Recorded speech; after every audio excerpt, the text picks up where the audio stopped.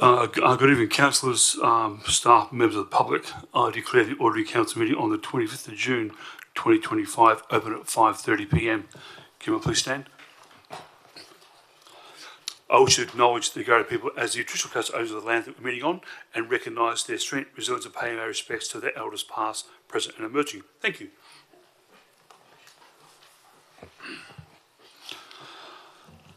Item number 3. This minute is being live streamed and audio recorded to facilitate community participation for minute-taking purposes, which may be released upon request to third parties. In accordance with Clause 616, the Town of Port Hedland Standing Orders, Local Law 2014, members of the public are not permitted to use any visual, audio, electronic device or instrument to record the proceeding unless the meeting is presided to do so. Members of the public are also reminded that according to Clause 617-4, Standing Orders, mobile phones must be switched off and not be used during the meeting.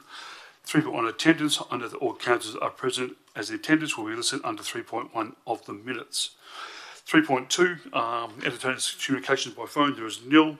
3.3, apologies. CEO, have you received any apologies at all? CEO? No, Mr Mayor. Okay, thank you. 3.4, approve leaves of absence. CEO, have you received any at all?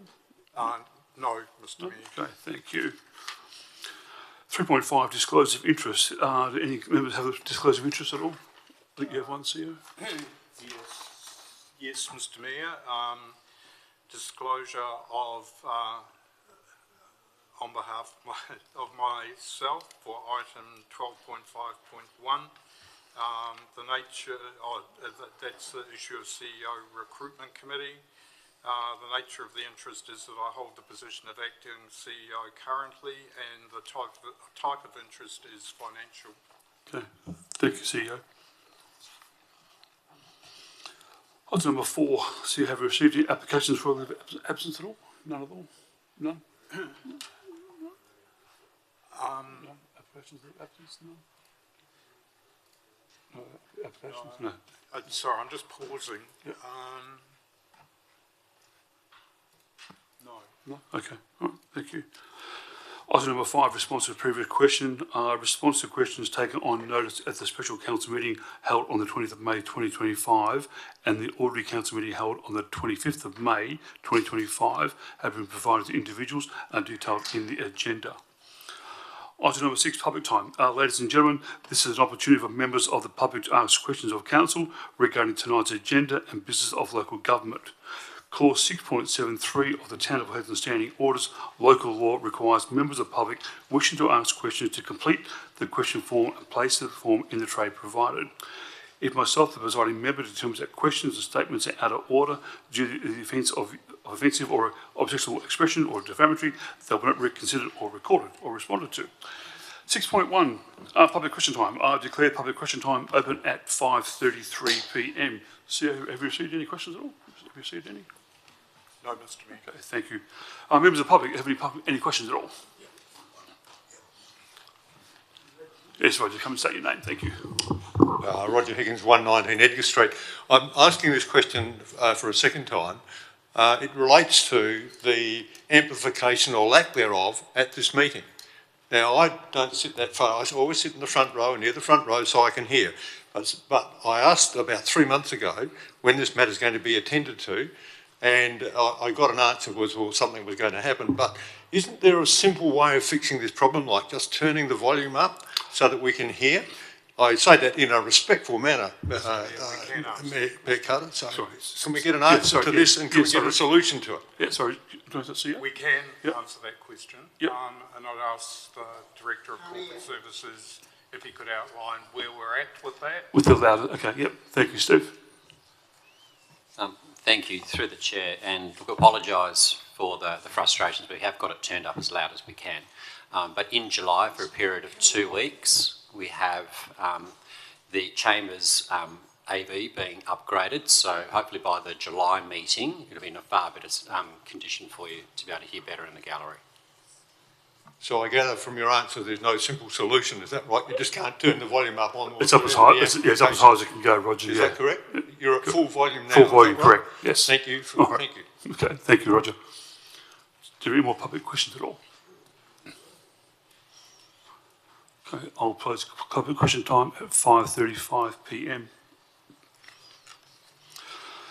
6.2 public statement time. I declare the public statement time open at 5:35 p.m. CEO, ever received any public statements at all? No, we haven't, Mr Mayor. Okay, thank you. Any members of the public have public statements at all? Okay, I will close public statement time at 5:36 p.m.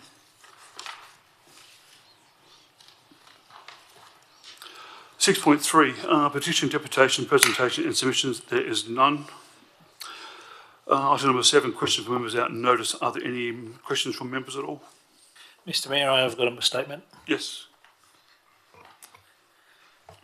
I'd like to advise this meeting that a complaint was made to the Local Government Standards Panel in which it was alleged that I contravened Regulation 18 of Division 4 of the Local Government Model Code of Conduct, Regulations 2021, when I improperly made a public comment stating that the Mayor and the Chief Executive Officer of the time were incompetent during a radio interview that took place on the 22nd of April 2022.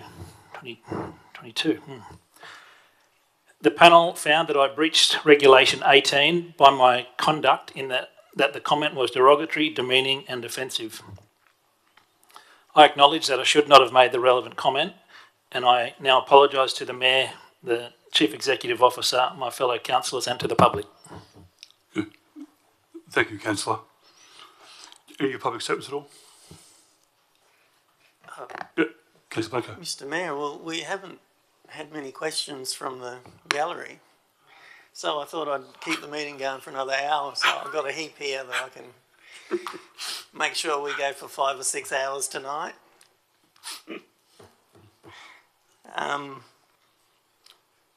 Now I've got to make something up.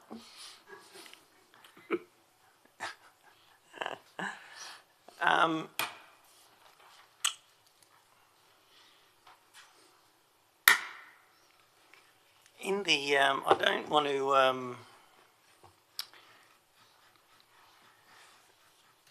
to object to the statement of financial activity, so I just want to outline a few things that I've seen here. I want to know what the creditor 10104 Vanguard Technologies Pty Ltd. There's a couple of things in that payment. On the 8th of the 5th, the JD Hardy has installed Starlink for $4,000, and there is a invoice for $396,000 for video surveillance access control. Now, there is no references to any tenders or anything at all on that that I can see. So a couple of things, Mr Mayor. One is obviously I've stated those, and I want to know what they're for, and also why we're having payments that are listed in there that haven't got any references for us to look up on how they were, where the tenders are and how the money was obviously approved to be paid out. Okay, I'll get the Director to answer some of those questions for you, Councillor. Thank you, Mayor. Councillor, there'd be two parts to that payment, and I'll follow up with some more detailed explanation post, but I know the first one was the Starlink installation that was done just under general IT funding around the time which they were doing the elections, I think it was, so just we can get some certainty of the network down there.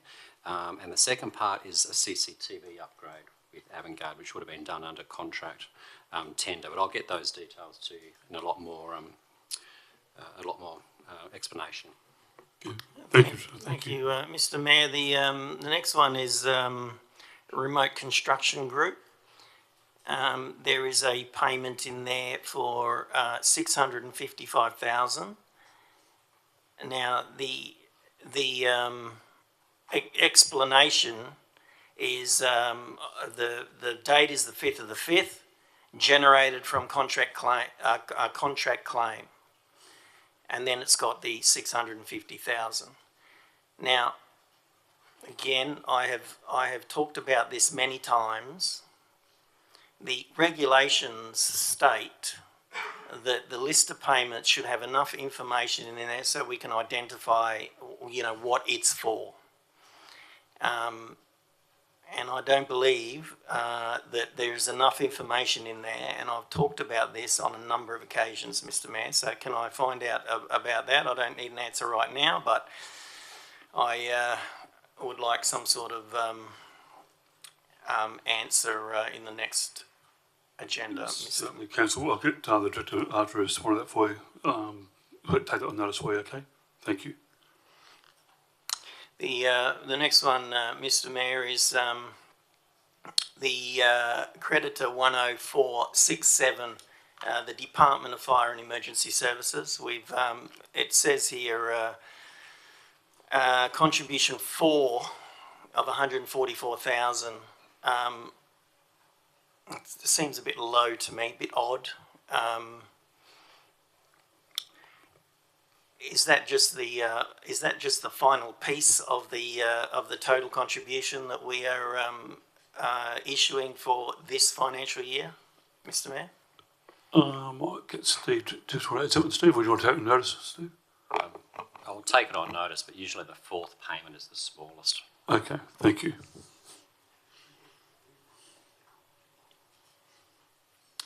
On the 15th of the 5th, I'm going to bring this up because somebody has asked about it. Repairs, this is what it says. We paid 6,622 on the 14th of the 5th, repairs chamber. So the business is Redfish Technologies, which do audio, sound and video. So I'm assuming that payment was to fix the stuff that we've got going on in here.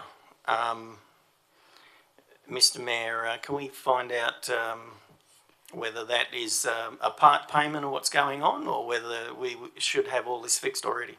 Okay, I'll get Steve to answer one for you. Thank you, Director. Yeah. Thank you, through the Chair. It wasn't the commencement of the upgrade, but rather just to hold together the AV facilities that we have at the moment. Yeah, finding that some of the parts we just simply cannot get anymore. They just don't make them. So it was really just to patch it together until the upgrade can commence in July. Okay, thank you, Director. And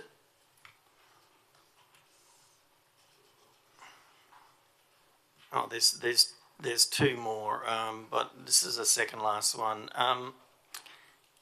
We were told, council was told that in one of the previous agenda items that we have finished all of our data migration, and all of those modules within the Tech One service has been done. Now on the 22nd of the 5th, we've got a payment here for data migration of $32,000. So have we finished our data migration, or have we not finished our data migration, Mr. Mayor? I'll ask the Director. Thank you. Through the Chair, there's several parts to data migration. One is associated with the Tech One project. That's where we're moving from Synergy Soft across to Tech One platform, which we call One Connect.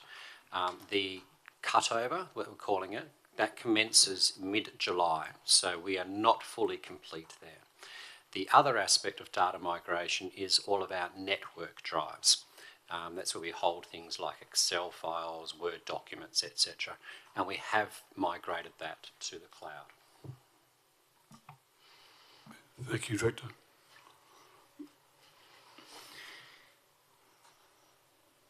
Okay, Mr. Mayor,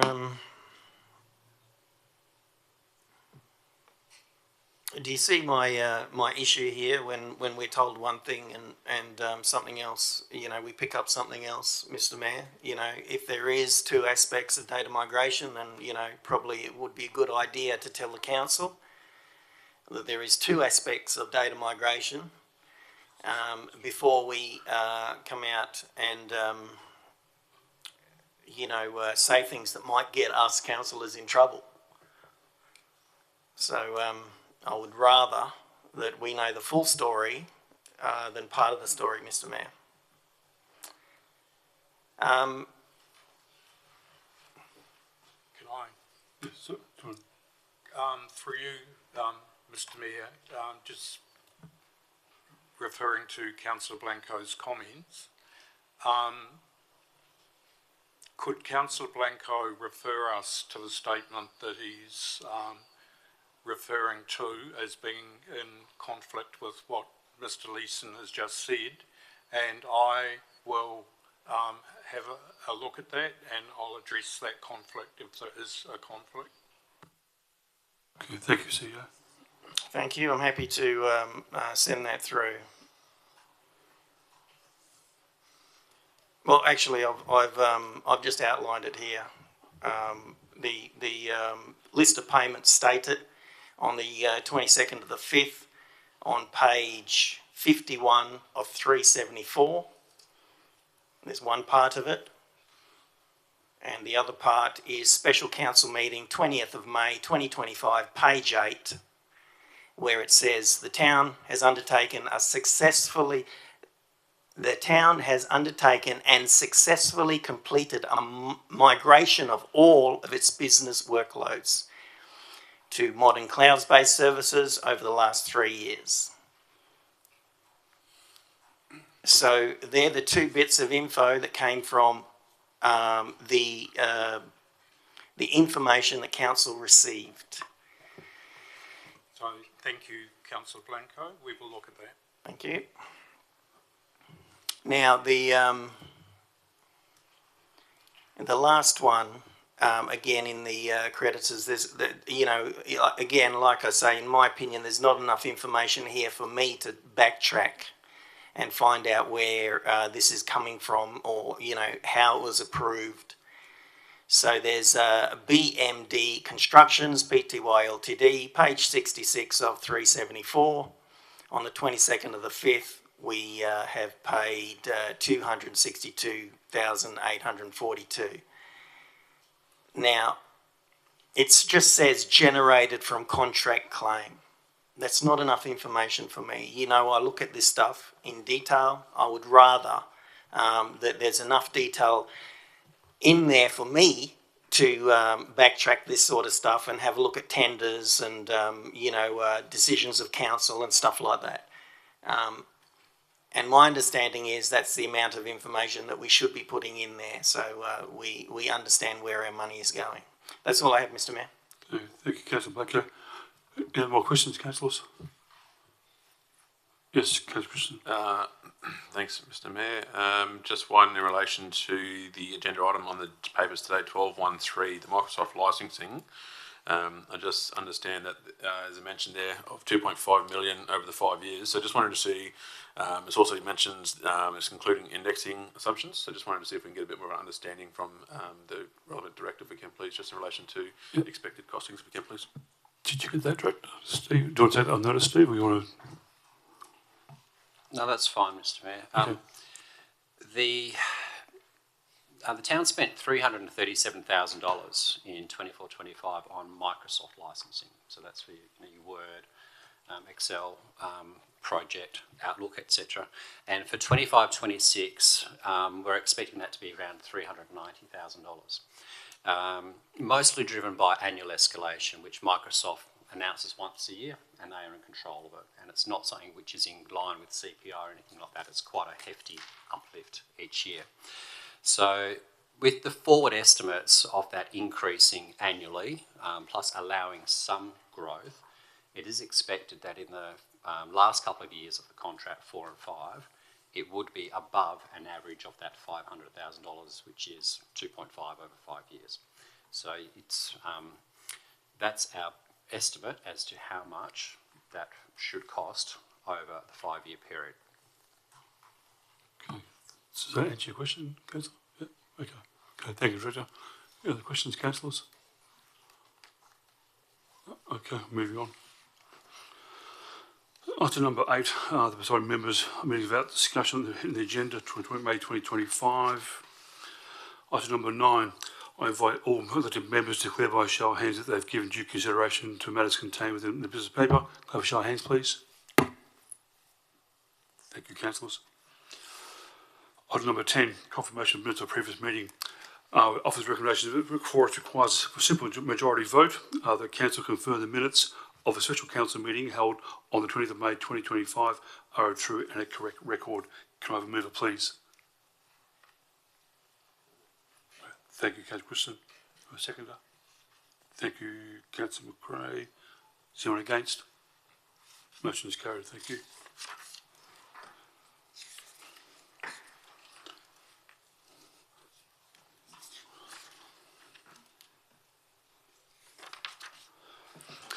Okay, we have office recommendation requires a simple majority vote that council confirm the minutes of the ordinary council meeting held on the 28th of May 2025 are a true and a correct record.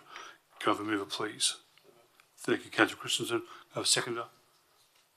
Thank you, Councillor McRae. Is there anyone against?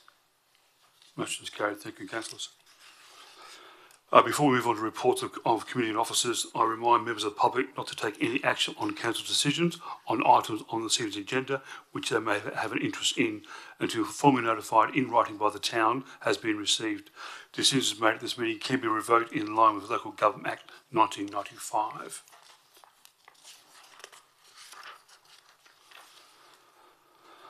Okay, en bloc. I would like to recommend the following agenda items are shown on the screen to be done en bloc. That council means that these items do not require a decision to be made in favour. The items are seeking council to remove this list in any that they want taken out. There's 1, 2, 3, 4, 5, 6 items on their en bloc list. You can see on the screen there. Is anyone happy to leave those en bloc or take them out? I'll give you time to think about it.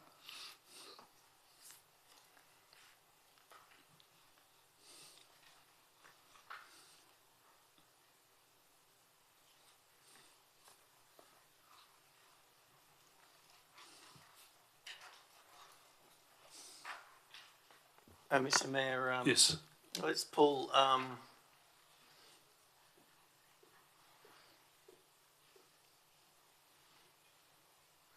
1214, 1217.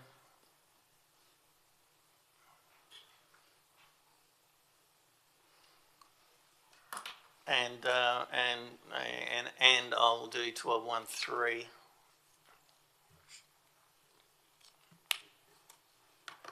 So you happy with 12.11 and 12.31 and 12.43?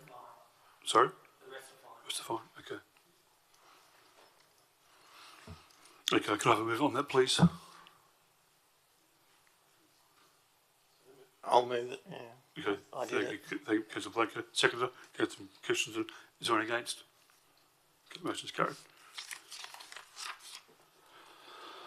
Item number 11.1, Audit Risk Compliance Committee, there is nil.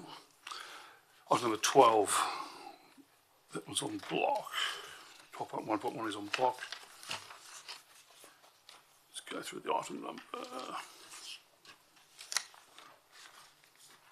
Let's move on to 12.1.2, Delegation Register Review.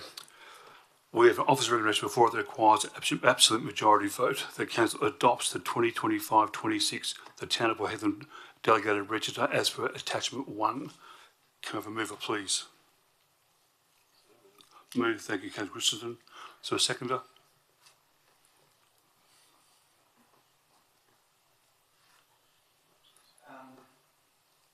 Mr. Mayor, I'll second to so we can speak on it, but I'm against it.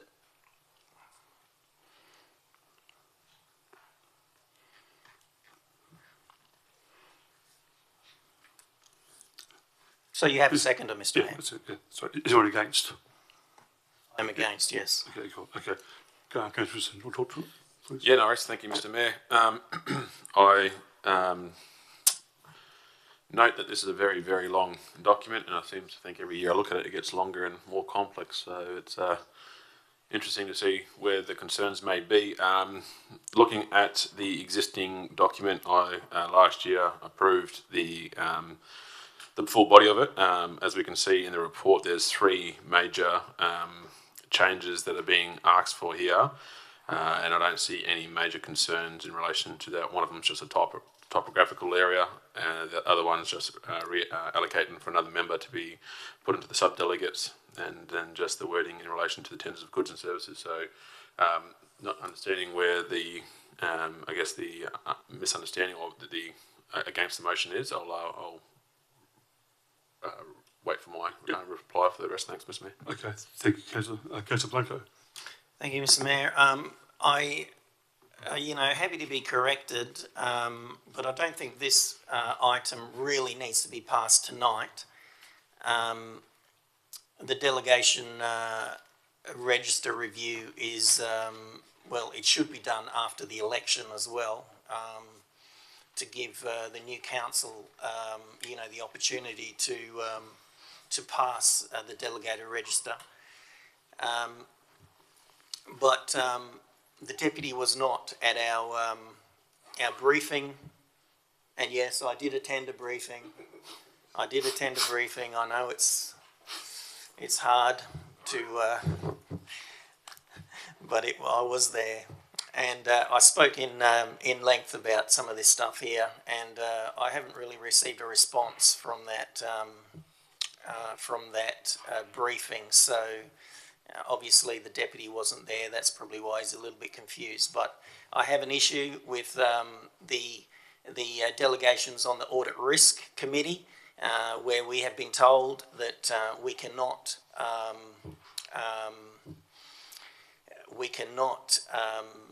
have a meeting with the auditors, just the committee, just the councillors. All right. I've asked this question on a number of occasions at a number of meetings and been told that doesn't happen. So I wanted some sort of understanding as how we can make that happen, or whether, the way I read it, it is that it can happen. So there's a question mark around that one there. There's a question mark again around 1, 2, 3 for me. 1, 2, 4 powers of entry. I don't see why we should have 63 positions that are approved for powers of entry.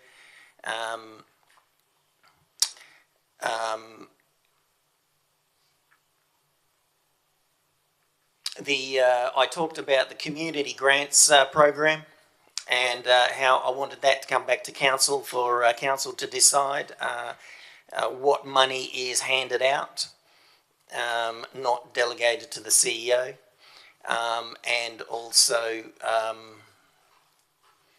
a 1 to 23 deferred grants, discounts, waive and the write-off of debts on page 44.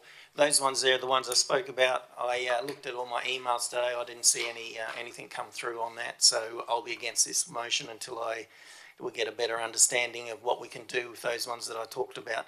But clearly, in my opinion, the community grants one is important. I think council should take that back on, and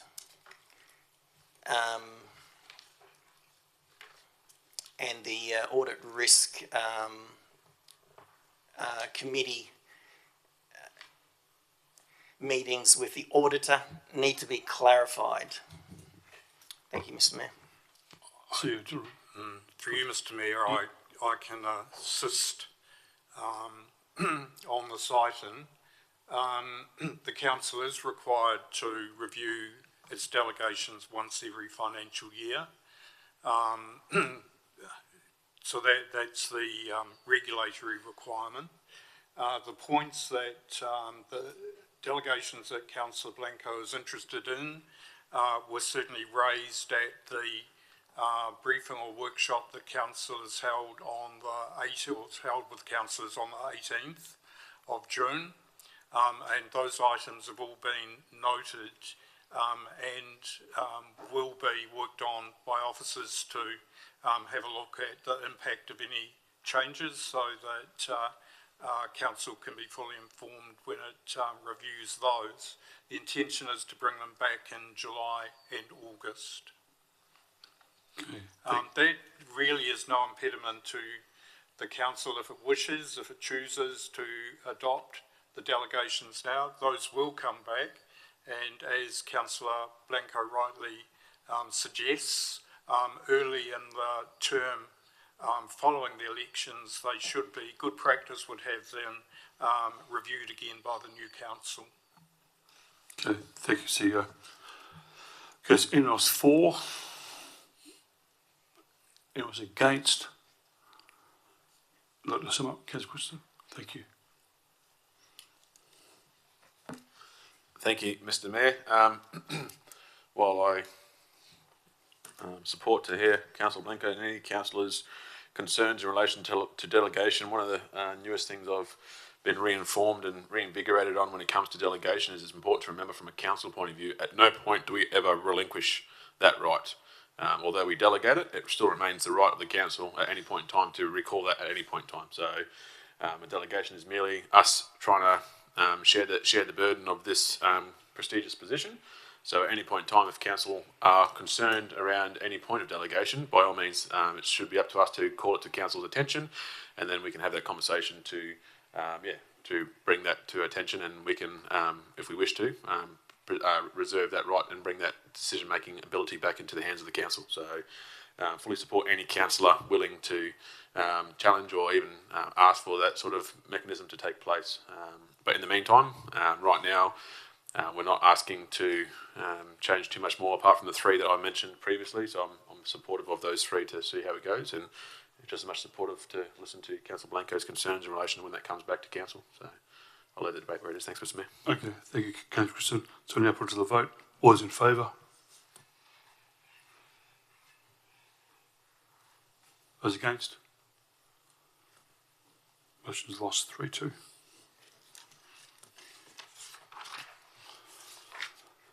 Okay, moving on to 12.1.3, the RFQ Microsoft licensing. We have an office readiness before it that requires a simple majority vote. The council authorised the Chief Executive Officer to award contract RFQ 2425037, the Microsoft licensing renewal, to the preferred applicant of the total correct value of $2,500,000 plus exceeding commencing the July 2025 for a period of 5 years.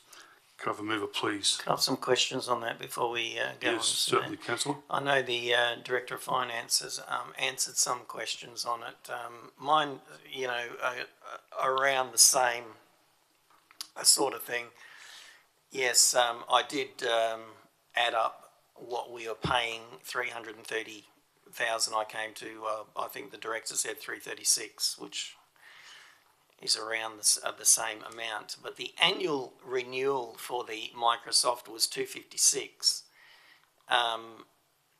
So I suppose the question is, to me, the other bits and pieces, add up to the extra 80. Are we able to use other suppliers for that 80 rather than using Microsoft?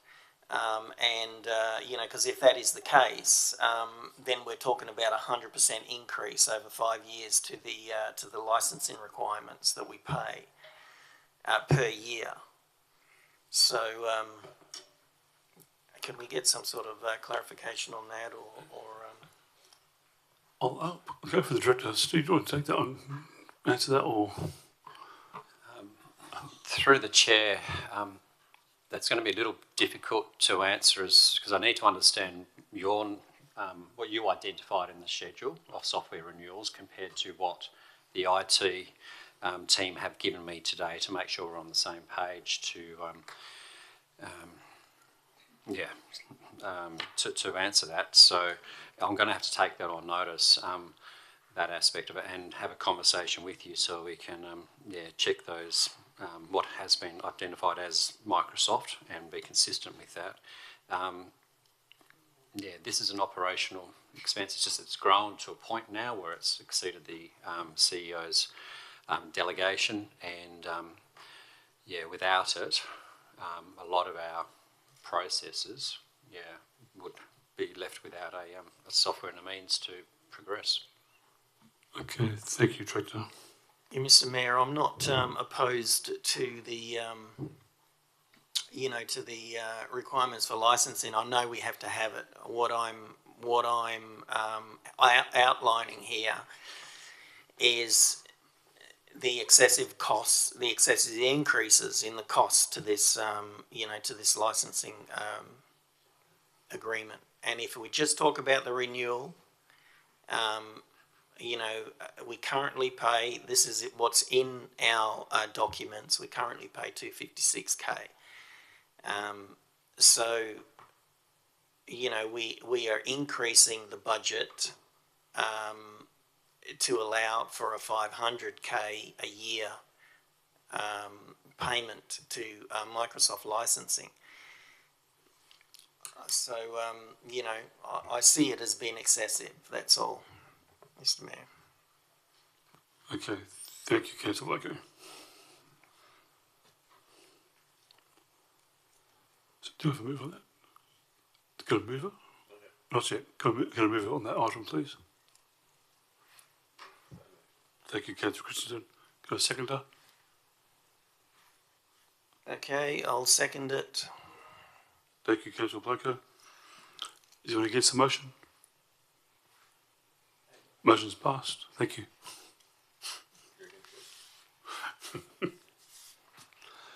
Moving on to item number 12.4.1. We have officer before us that requires a simple majority vote. The council received the report, address elected members motion 7.2.1, and note the attachment of legal advice indicates that the motion is not consistent with the Local Government Act 1995 and therefore ultra vires. Mr. Mayor, I'd like to move a procedural motion. Yes, certainly. I'd like to defer this motion until the November council meeting after the election. Okay. We'll put that to the vote. All those in favour of that? Do you want to vote? What are you doing? You've got a mover in that motion. Yeah, I need a seconder. Where's your seconder? Councillor. You got a seconder? Yes. Okay. Yeah. Is anyone against the motion? No. That's it. It passed. Okay, move on to item number 12.1.5, network redesign refresh. Okay, so we have an offer of before us that requires an absolute majority vote. That Council 1 received the report to endorse a network redesign and refresh. And 2, pursuant to section 6.81 of the Local Government Act 1995 and amend the 24-25 annual budget as shown on the screen. Can I have a mover, please?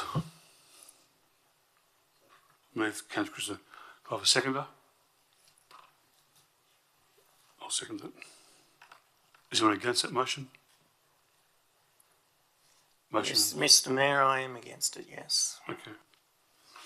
Okay, Councillor Christensen. Thank you, Mr. Mayor. I'm not going to speak too much through this. I think we've debated this now at length a few times. I'm pretty sure the community is sick and tired of hearing my voice, but just want to echo the pretty much sentiments I've presented previously. We know that we are now moving into a more remote system of working. Within inside that system of working, it's going to take a fair chunk of upfront costs to be able to move into this new network space.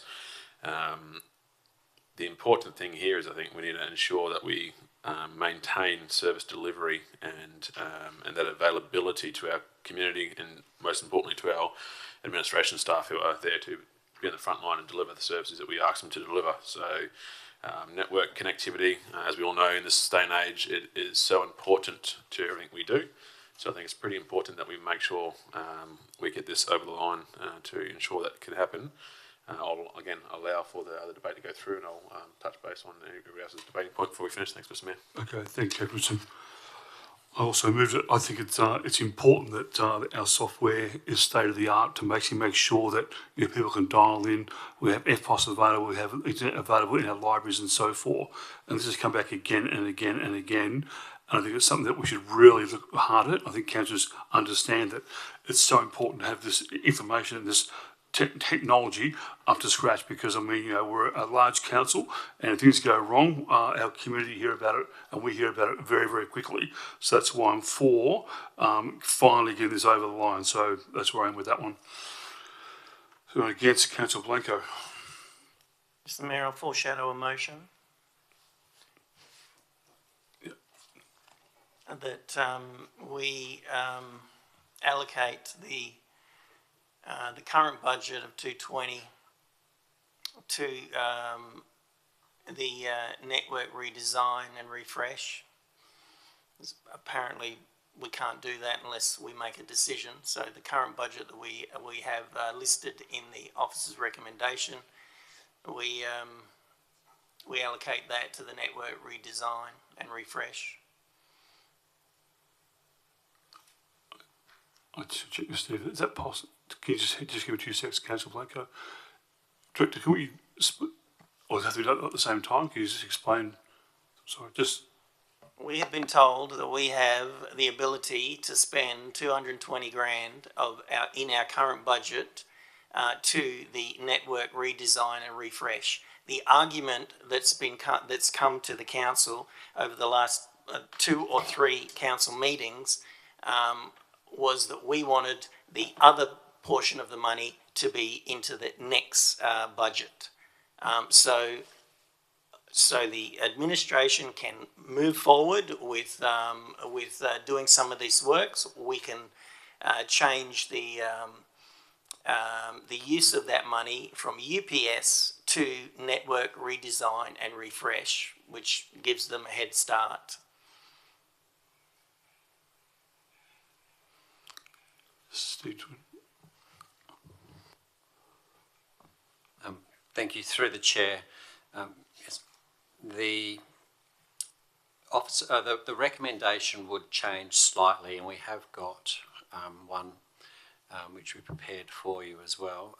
Can certainly do that. We would, as a result, prioritise only 3 sites. Moving on with those, J.D. Hardy South Hedland Library and the South Hedland Aquatic Centre, which would fit in with around that same amount of allocation. But it still does leave another 6 sites south of the depot at in a vulnerable position until we can actually recommence with the second half of the project. Thank you, Director. Okay.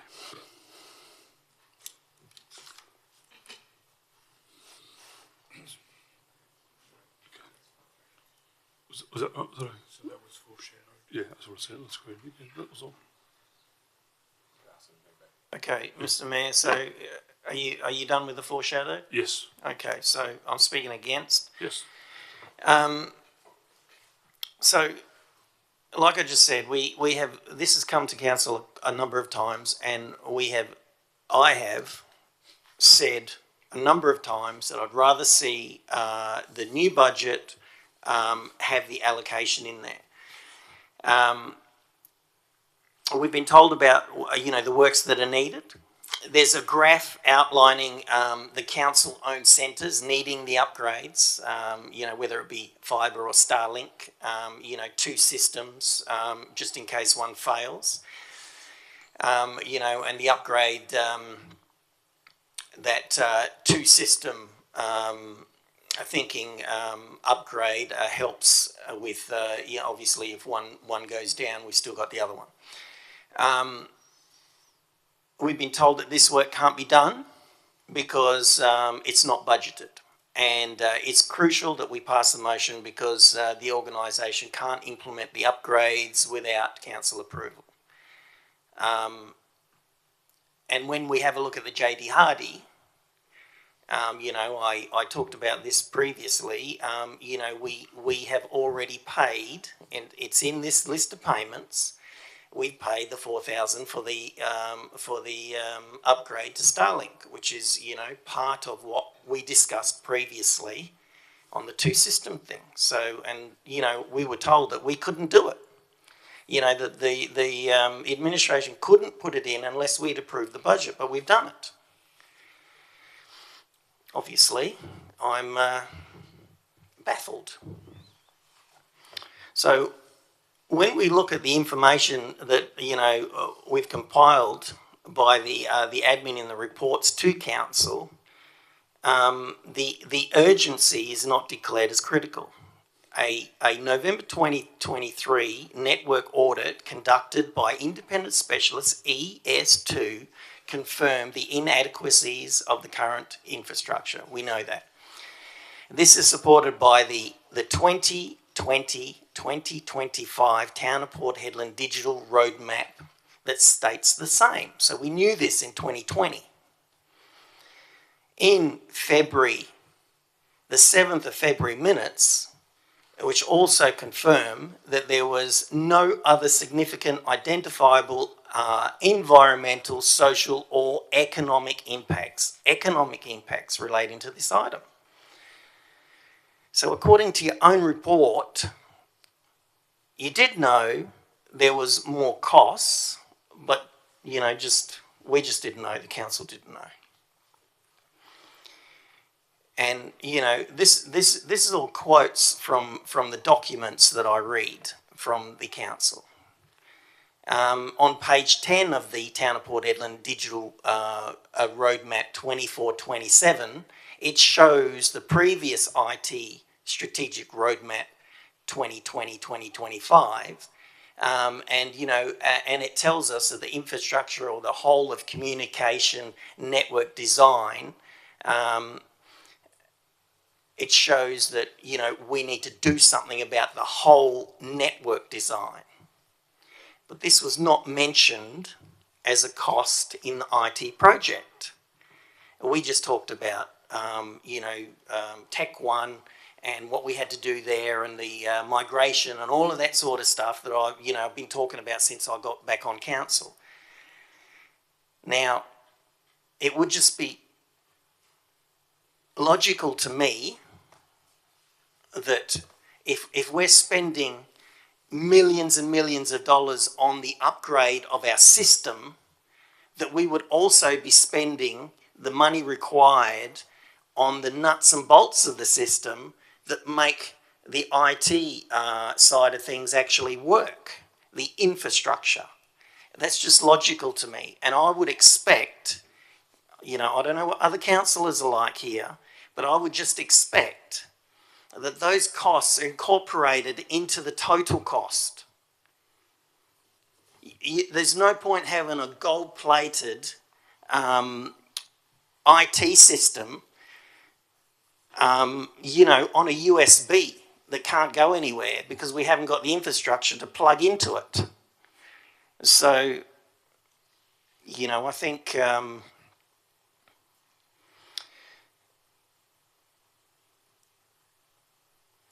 we just need to do better on the way that we communicate the total project scopes and costs to the council to ensure that these sort of things don't happen. Because like I've said previously in other council meetings, my understanding of this project in 2019 was it's going to cost $4 million, right? And then, you know, when I started coming back to councils after being annoyed for a few years, I hear, you know, in the gallery that this is going to cost $6 million, and the previous council, before I got back on, had approved that this project was going to cost $6 million. And then in 24, in February 2024, it goes to $8 million. And then since February 2024, we've added another $1 million for data migration, and now we've adding another $1 million for hardware. So I don't think it's unreasonable that we ask questions and, you know, and find out exactly what's going on and why we haven't been informed that, you know, this project was going to cost $10 million, you know, from the get-go. So, you know, it's either to do with, you know, the way that we're putting together our scope of works, or, you know, we're not being told the full story when it comes to, you know, how the whole project is going to come together and how the whole project, what the whole project is going to cost.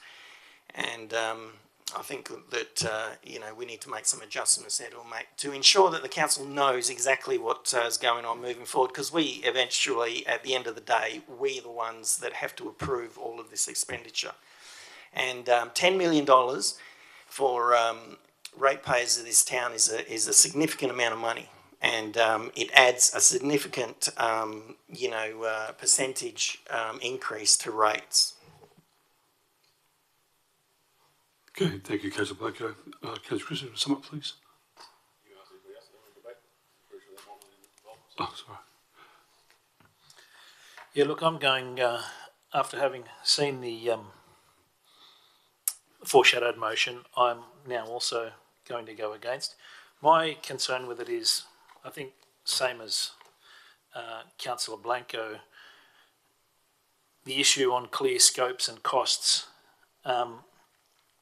The fact that this has been put to us without a clear scope and clear cost, and it's a neat $1 million. There's no such thing as a budget that's a neat $1 million or a project that costs exactly $1 million.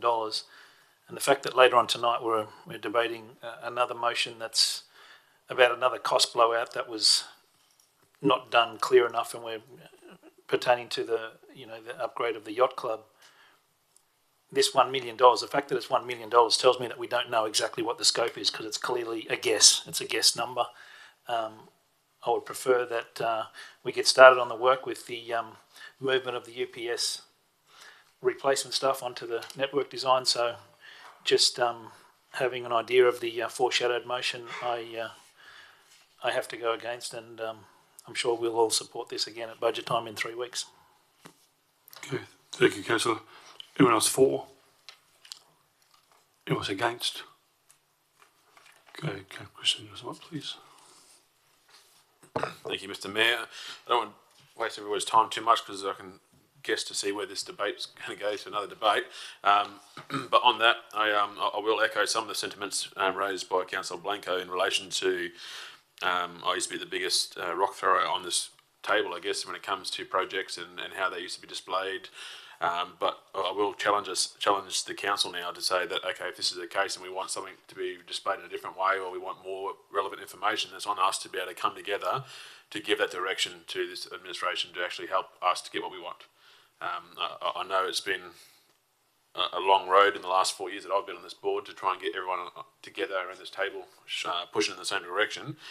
I'm sure the staff and administration would love it as well if we got ourselves in a similar direction, and to be able to provide some more direction. So if that's what it takes, I'm more than happy to support the councillors around the table to ensure that we put forward a bit more of a stringent request to the administration in relation to these projects, but other projects that are coming through the pipeline, especially considering we're looking at about a $800 million Ford Capital Works project, which is a pretty sizable undertaking. So understand the concerns, and again, I'll let the vote stand for itself, Mr. Mayor, and we'll pick it up if the debate continues. Thanks. Okay, thank you, Councillor. We'll put the debate. The vote was in favour. Against? Motion's lost 3-2. Do you want to the foreshadow motion? I'll move the foreshadowed motion, Mr. Mayor. Councillor Button will second it.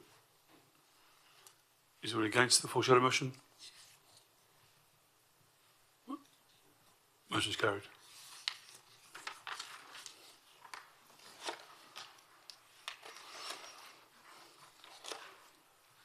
Okay, item number 12.1.6.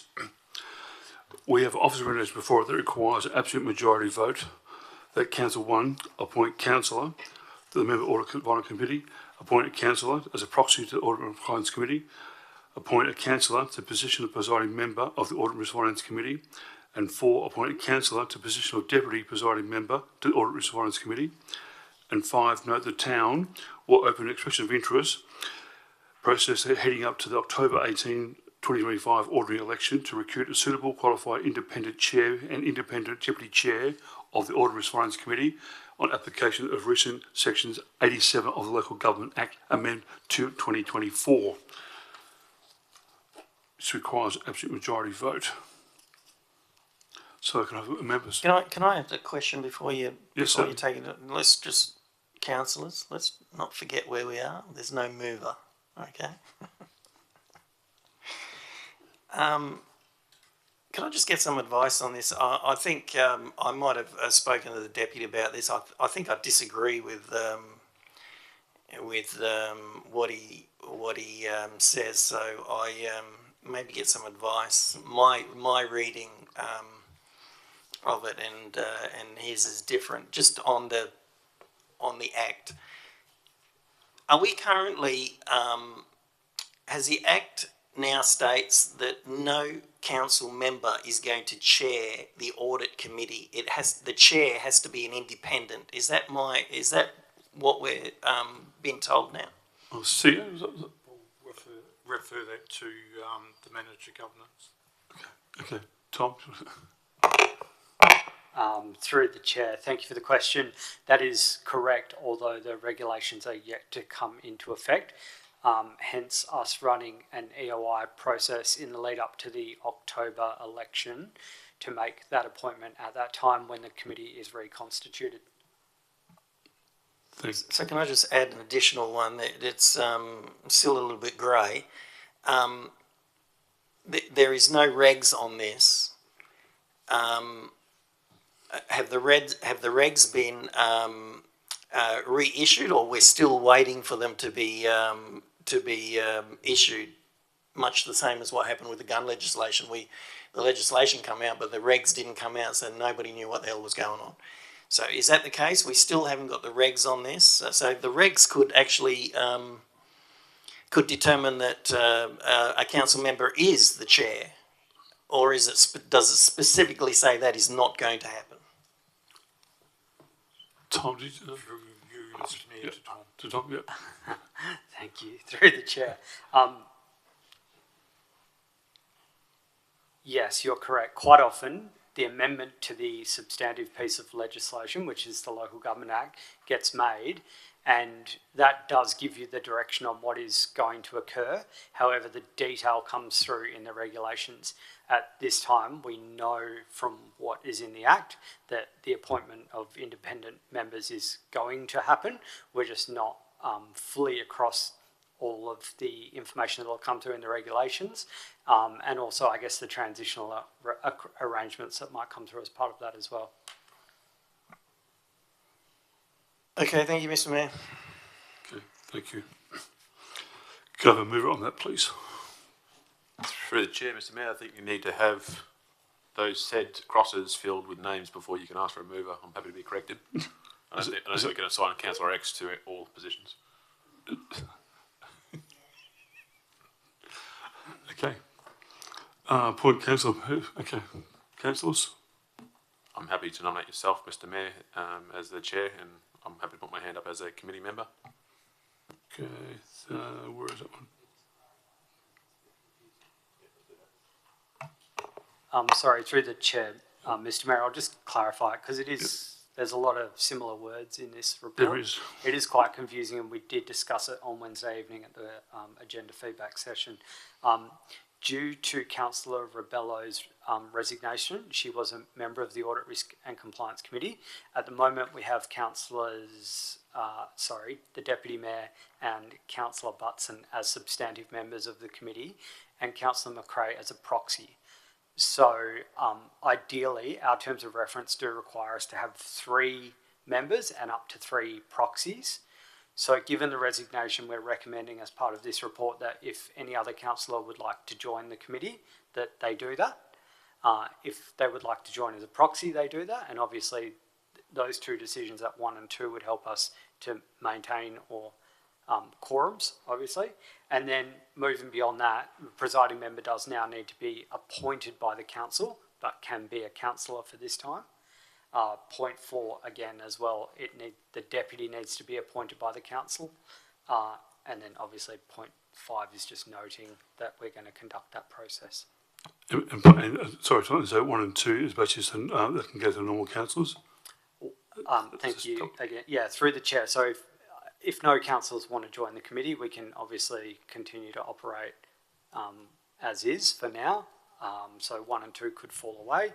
But as Councillor Christensen has, the Deputy Mayor has noted, we do need a presiding member, and we do need, preferably need a deputy presiding member as well. So we can be led by council if anyone wants to join the committee. If not, we probably need to move to remove those sections, or we just won't add anyone to those sections, so they will be ineffective, and we can include any nominations for the presiding member and the deputy presiding member, and then have a vote on that item. Okay, thank you, Tom. Thanks for that. Okay. Yes, Councillor? When is the next ARC meeting? I couldn't tell you the exact date, but it is in August, and off the top of my head, I would think it would be the 3rd week of August, so it might be around the 17th or 18th. For my second question, sorry. So do we have to go through this tonight? If it's going to be late August, you've only got September in caretaker mode, and then October's new council. Through the chair, sorry. Yeah, true. Through the chair, yes, we do need to go through this tonight. The amendments to the Act require us to do this by the 1st of July. I agree, it doesn't necessarily make much sense, and that feedback has been provided, but we do need to get this through tonight. Otherwise, under the Local Government Act, technically we won't have a council appointed presiding member or deputy presiding member, yes. Through the chair, so are we going to suspend standing orders so we can discuss these positions and names, or are we going to just continue on in standing orders? CEO? No, I can just say, Mr Mayor, that the next meeting of the ARC committee is the 12th of August. 12th of August, okay. Thank you, CEO. Okay, I'm happy to suspend standing orders. Can I move it, please? Christensen, seconder. Councillor McRae, anyone against? Okay, thank you. Okay, councillors, is any of the members like to go as a committee member? Well, the first question is, Mr Mayor, is do you want to be the chair? Absolutely, yes. Okay. Yep. Okay, I'll go deputy presiding member then. Maybe Councillor Christensen wants to do it. So you need to nominate those two people, then it goes into that. So I guess we go for nominations first, because you have one position to fill. So Yep. we go nominations then. Yep. If we get two positions, so do we need to go through that process again? So what it means, that means we're going to something. We have to, so you've got these, you and Peter and yourself going on to the... Councillor McCall to be deputy.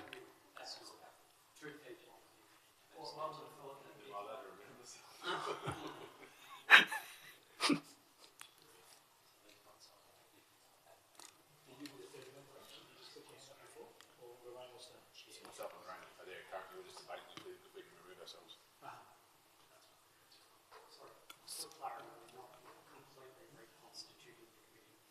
Okay.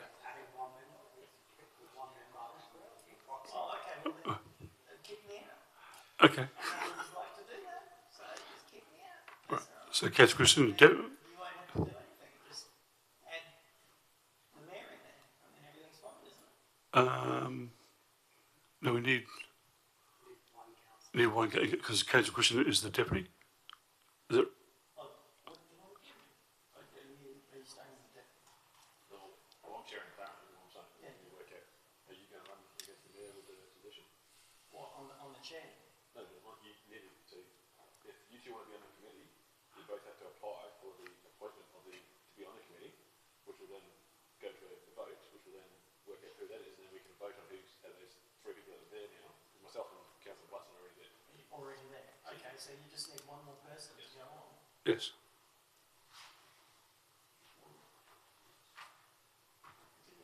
Didn't the mayor just say that he wanted to go on? As a presiding member, yes. And then the deputy, That means you don't need anyone else. You don't need to vote. You got through. as a deputy, who's the deputy now?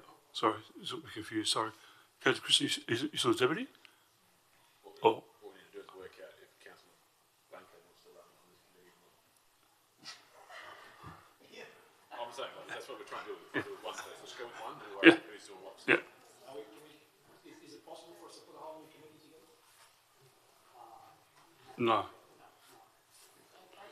So, If you want to, just put another position and we can amend bloody standing orders. so Councillor Button, you're still running, Councillor Button? You're still on? You're on the committee as it is? You're staying on the committee? Yeah, keep saying just add one person. You've already done that. We haven't done that. Yes. Yeah. We don't even need another proxy. Unless anyone wants to. You fulfilled the requirements by the mayor nominating. So you have to sort of run the deputy of the committee? You sort of run the deputy of that? It runs the deputy? At the moment, yeah. No, I'm actually just the councillor. Rebello was the deputy. So who's the deputy? So you were the presiding, Rebello was the deputy, and I was just the And McRae was a proxy? was the proxy. Yeah, okay. So no one else wants to be joined as deputy. So who was with the, who was with, Wants to be a proxy. Number 3 is positions for presiding member. Is there more than one person that wants to be presiding member? no. Then we go to a vote if that's the case. Oh, okay, let's do it. I'll go for the presiding member. We'll go to a vote. You're not on the committee. I'm so glad we should spend a standing orders, that's. It's, So, sorry, just to be perfectly clear. Mr. Mayor, you wanting to nominate for the presiding correct, role, yes. and Councillor Deputy, you are happy to be deputy presiding member. Doesn't bother me. Okay. Easy. You can, Just done. well, you can, I'm not, you're not. The way that they're talking is there's already, the mayor's already on there. So the only way that I would go on is a proxy. Is that correct? No. It will only become part of the committee if you guys do this by absolute majority, as motion 1 is to appoint him to the committee. At the moment, he's not on that. Doesn't matter, if you want it to be a part, you can chop it up the process and go through the voting process there. First round. Okay. Yeah, right.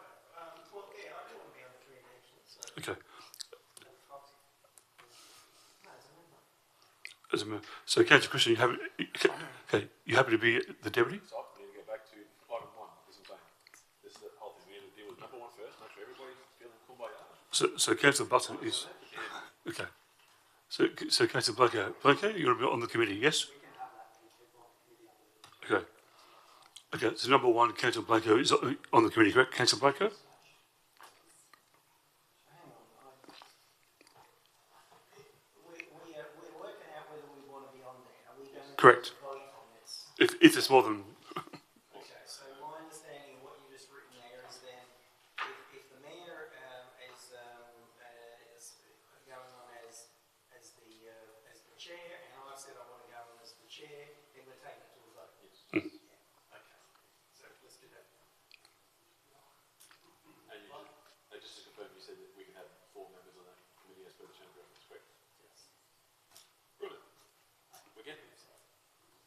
I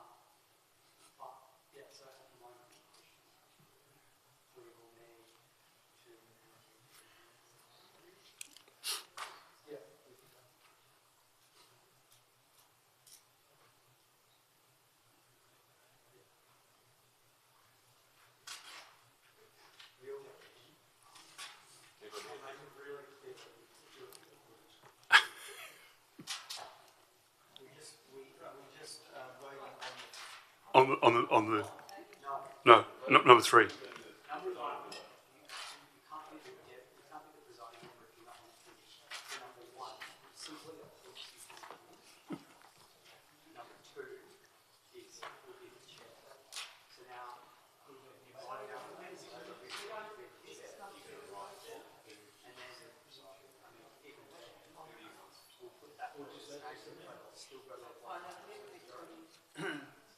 So could,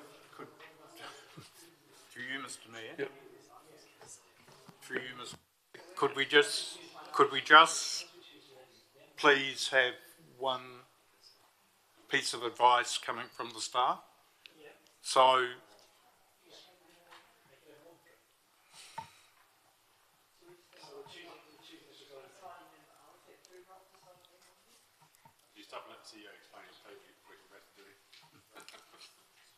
okay, can we just, Tom, Mr. Kettle, can you just be clear what councillors are being asked to do? Thank you, Mr. CEO, and again, through the chair. So point 1 is to appoint Mayor Carter and Councillor Blanco to join the pre-existing committee that has the Deputy Mayor, Councillor Butson on the committee and Councillor McRae as a proxy. Point 2 is for the position of presiding member.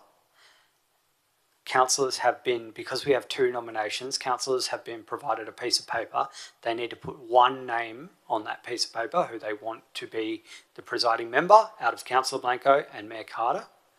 From that point, that name will then, we'll count those up and we'll put the name in the recommendation. The recommendation will go to a vote that still requires an absolute majority vote for that person to be appointed as the presiding member of the Audit, Risk and Compliance Committee. And at this stage, we only have it'll be Deputy Mayor Christensen as the deputy presiding member, so we'll leave that name in there. Thank you, Tom. Okay.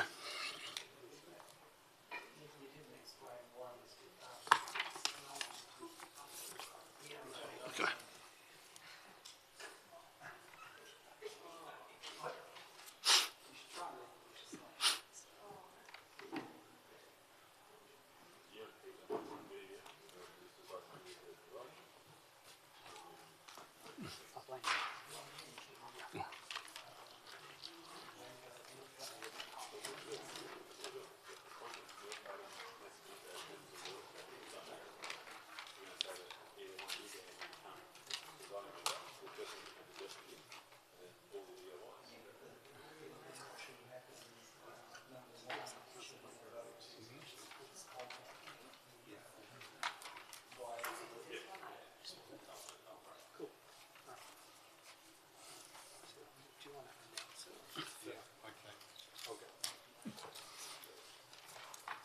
So, Mr. Mayor,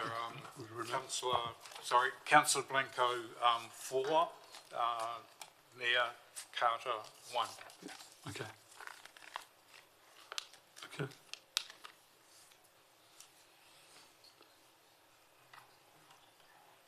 Okay.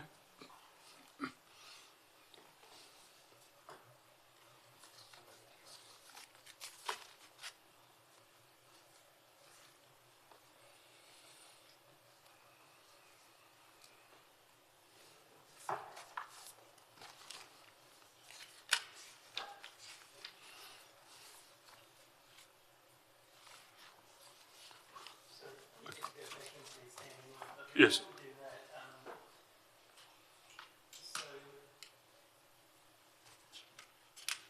So we've changed the amount of councillors that are on the committee from 2 to 3 to 4 now because we've appointed Carter and Blanco into the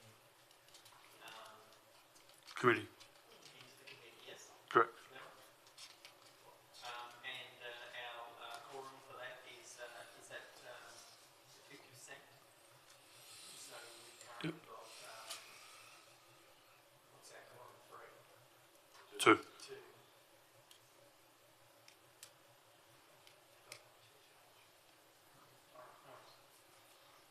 Okay. Can we get back into standing orders? Cover mover, please. Thank you, Councillor Christensen. Seconder. Thank you, Councillor Butson. Any against? Okay. All right, so now we just go, I need to move it and a second, Move, Mr Mayor. move Councillor Blanco, seconder, Councillor Butson. Is there anyone against? Motion's carried, thank you. Right. All right, let's move on to number 12.1.7. Okay. We have offered recommendation before it that requires a simple majority vote. The council follow the further valuations feedback of consideration that one, pursuant to section 6.363A of the Local Government Act 1995 and endorse the revised proposed statement of objective of regional of differential rates of 2024, 5 and 26 as per attachment 1, and pursuant to section 6.361 of the Local Government Act 1995 and give public notice that invites submissions against on its intention to impose the following different rates of minimum payments as shown on the screen. And 3, pursuant to section 6.33-3 of the Local Government Act 1995 and endorse application to the Minister of Local Government to approve the imposed differential rates, general rates of more than twice the lower the different rates is being imposed. Can I have a mover, please? Mr Mayor, before we move that, I just have one question. Yes. We had a briefing on this Yes, correct. on Wednesday. Has there been any changes from the Wednesday briefing to now that I don't know about with No, this? that I'm aware of. No, there's been Can nothing. you ask the CEO, Mr Mayor? I've asked the director behind you. He says it's done. No, you got to ask You, through the Mr. CEO. Mayor, to Mr Leeson. Yeah.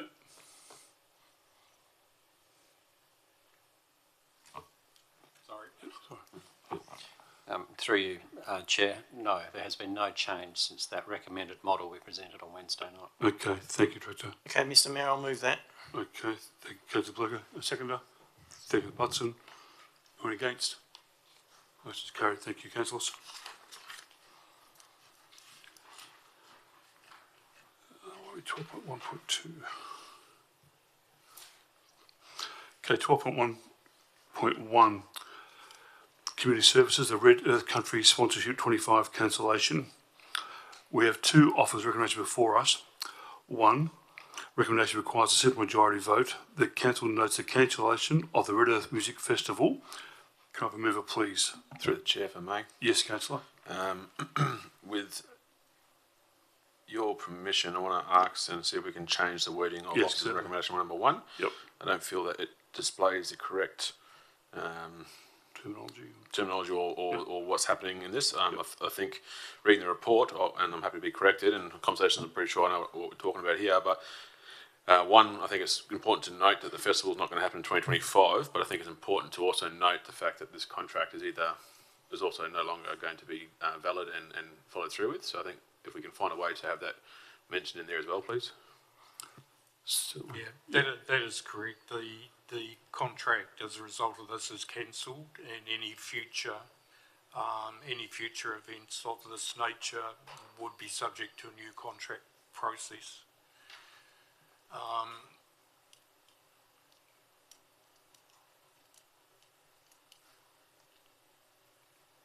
So recommendation 1, just to make that clear, could read that council notes the cancellation of the Red Country Music Festival in 2025 and the cancellation of the contract. That's effectively what we've done. Okay. You happy with that, councillor Christian? Yep, okay.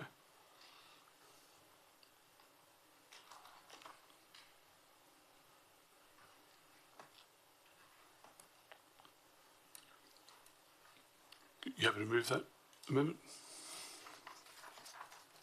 Happy with that? Okay. Can we get a second on that? I'll second that, Mr Mayor. Thank you, Councillor Butson. Thank you. Is there any against? Motion is carried. Thank you, councillors. The second recommendation requires an absolute majority vote. The council, pursuant to section 6.81B of the Local Government Act 1995 and authorise a carryover of the 24-25 annual budget funding into the 2025-26 financial year budget for the following. 1, $50,000 towards Halifax Carnival, and 2, $75,000 towards the future Red Earth Music Festival event sponsored opportunities. Can I have a mover, please? Through the chair again, if I may, Mr Mayor. Yes, I'm councillor. happy to take advisement from yourself or the CEO on how to best do this. I'm happy to go for a foreshadow if it's required. Just wanting to find out what we need to do in relation to that said money. I don't know why you'd carry money over now if we don't have a contract to be what is going to be spent on that. So my position would be that money doesn't carry forward, or however worded that is. And I'm happy to either take it on as an amendment or as a foreshadowed motion if I can. Thanks. Okay, CEO, did you want the right?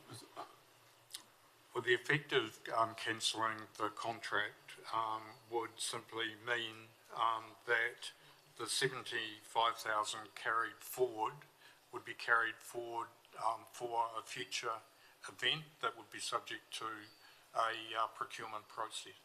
That is what this would mean.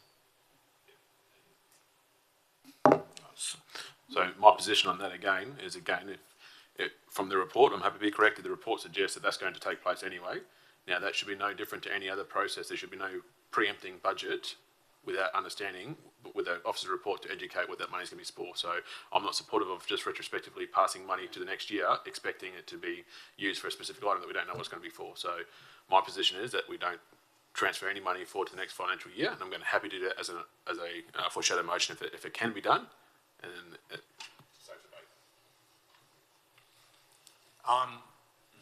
Yes, there's no problem with that. So you would simply not move height part 2. So the contract would cancel, the 75,000 would remain unspent,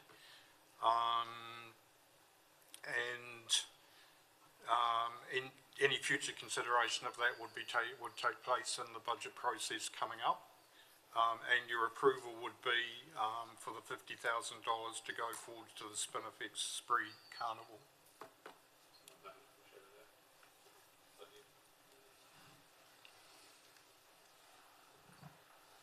So that's your foreshadow. Is it read all right? Full?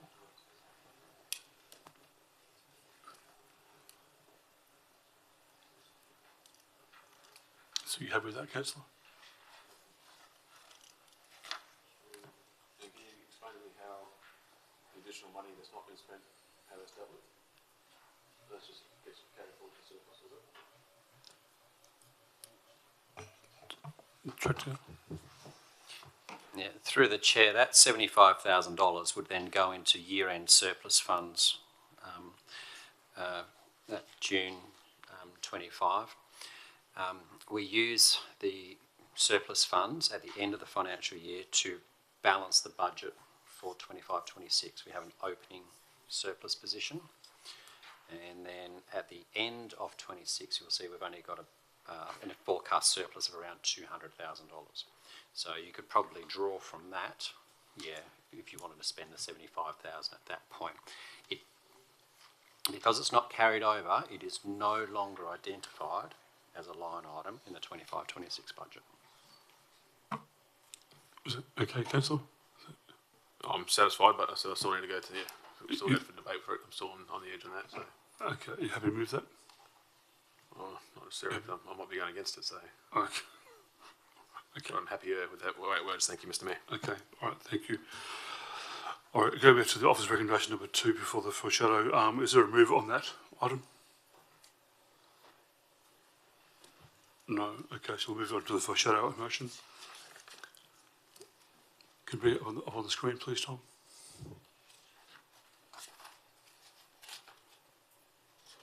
Okay, the foreshadow motion is a council procedure section 6.81B of the Local Government Act 1995 that authorises a carryover of the 24-25 annual budget funding into the 24-25-26 financial year budget of $50,000 towards Spinifex Spree Carnival. Councillor Christian, you moving that one? Move. Thank you, Councillor Christian. Is there a seconder? Thank you, Councillor Butson. Is anyone against the motion? Okay. Okay, Councillor Christian.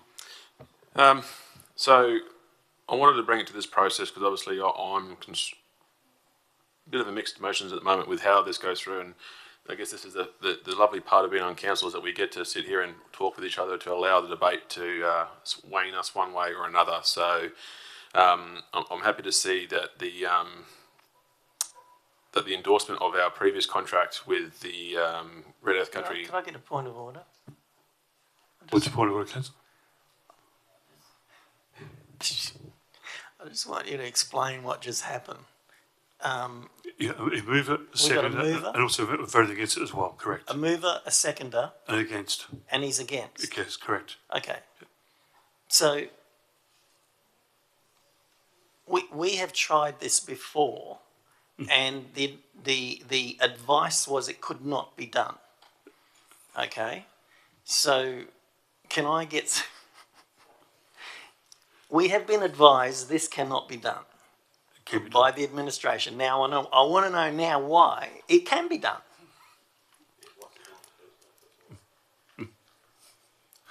So there's nothing in the Act that precludes it, nothing that says it also is accepted. So therefore, by it not being factually saying that you can't do it, you can do it. Okay, so it's upheld, continue, Okay, councillor. no. I want to be clear on this because we've been given advice before, Mr. Mayor. Can we get that passed over to the administration so I can get some advice on it?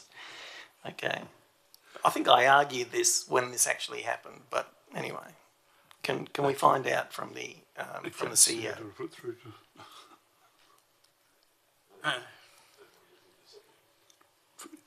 Yeah, through you, Mr. Mayor.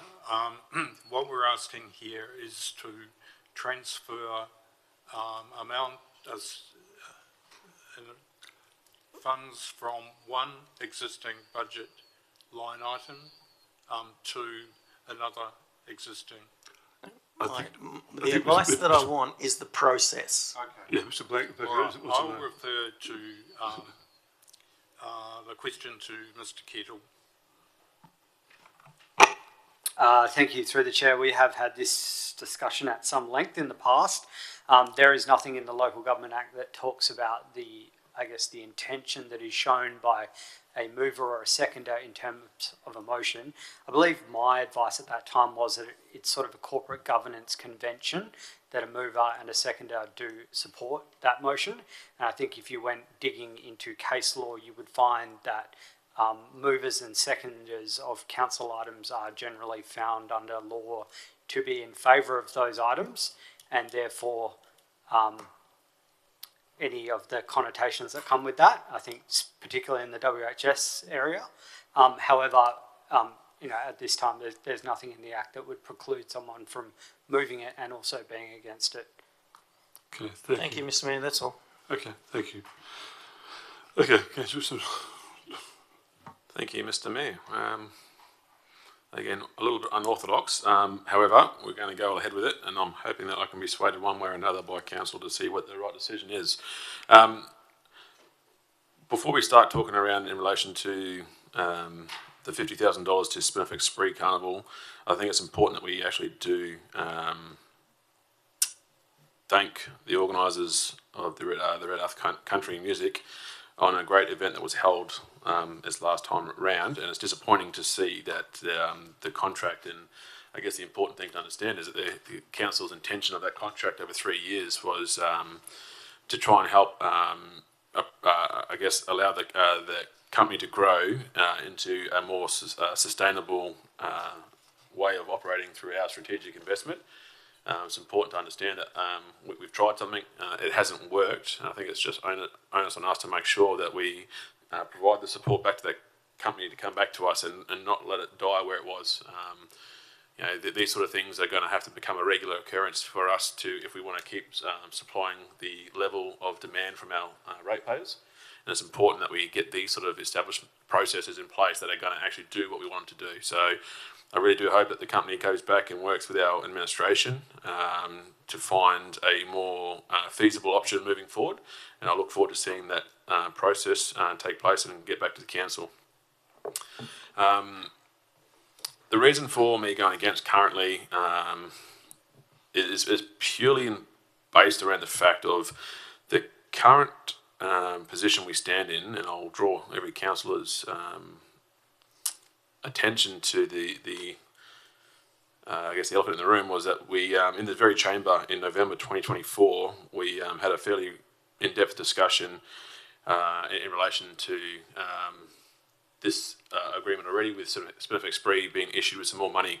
At the meeting, council rejected two motions that was sought by council. One was for $94,000 additional to the baseline, and secondly was $60,000 was to be added to the baseline. Unfortunately, for the ratepayers, council endorsed a modest $10,000 uplift from the administration's suggested baseline. It's important to understand that the motion was driven by a need to rebuild that event after the efforts to invest heavily in an element of that event being the Spiegel tent or the Loco Lounge, for lack of a better word. But it also was to help establish a new baseline, allowing for the ability of accuracy in measurement, so we can actually measure the impact of any new investment moving forward. To now approve $50,000, I think, in my view, it will directly undermine the previous discussions that we've had and a decision that was made. But it also risks taking us back, in my opinion, back into a space where we spend first and ask questions later. And I think that this council should hold fairly true to how we felt in relation to it, because again, it's what we asked for that exact thing. We asked for impact data. So, we asked for a baseline model. We've asked for more measured enhancements that we do. And we've also asked for more impact data. So I fail to see why we should not stick to that. So my position is at the moment is, instead of rushing into reallocating surplus funds, I encourage us in the administration to treat 2025 Benefit Spree Carnival as a baseline event, a foundation where we can carefully build, but also let this year to be used as a a determining point in this point of true cost delivery, so we can deliver this Benefit Spree event at a baseline and we understand where we're going from. It also will help us identify enhancements that truly and genuinely add value, and improvements are made in this year. So the improvements we're hoping to be made in the years ahead. So my biggest concern is, if we don't have a baseline now, how are we ever going to measure success in our futures? This community and this council has never been one to wean away from large investments when it comes to our community and the events that we run. So if we were to put this $50,000 into this year's events, I'll challenge ourselves and go, how can our administration, or even us, measure success if we're not at a baseline? In my mind, by accepting this $50,000 this year, we would have to accept the $50,000 for every other year moving forward, as that would become the new baseline for this thought process of what Benefit Spree could be. And again, I'll leave it for now, and I'm happy to hear other talking points, Mr. Mayor, on why it would be a good idea to spend $50,000 on a baseline event. Thank you. Okay, thank you, Councillor. Councillor Button.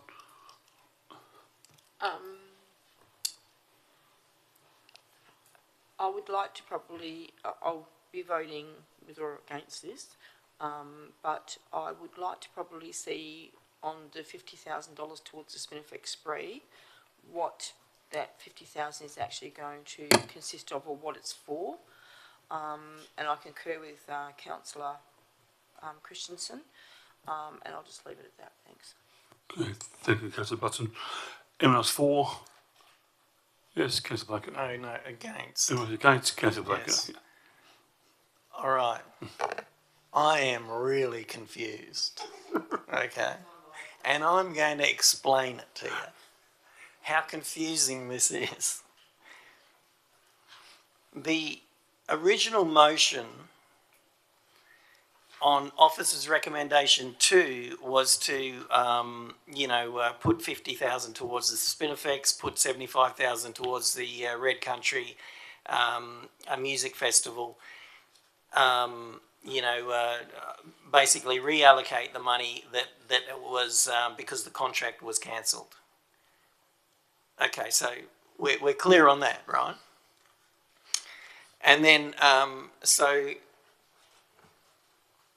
we changed the officer's recommendation 1 and highlighted the fact that we're cancelling the contract and that money would then become surplus.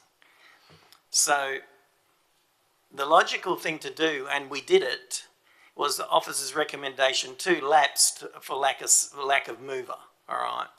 So then, my understanding of that would be that that money would then just go back into Muni.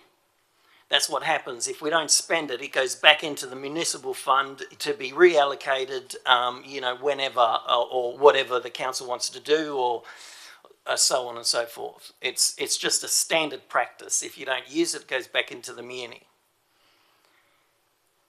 So then we haven't, I definitely haven't, the deputy has foreshadowed a motion to spend 50,000 towards the Spinifex spree.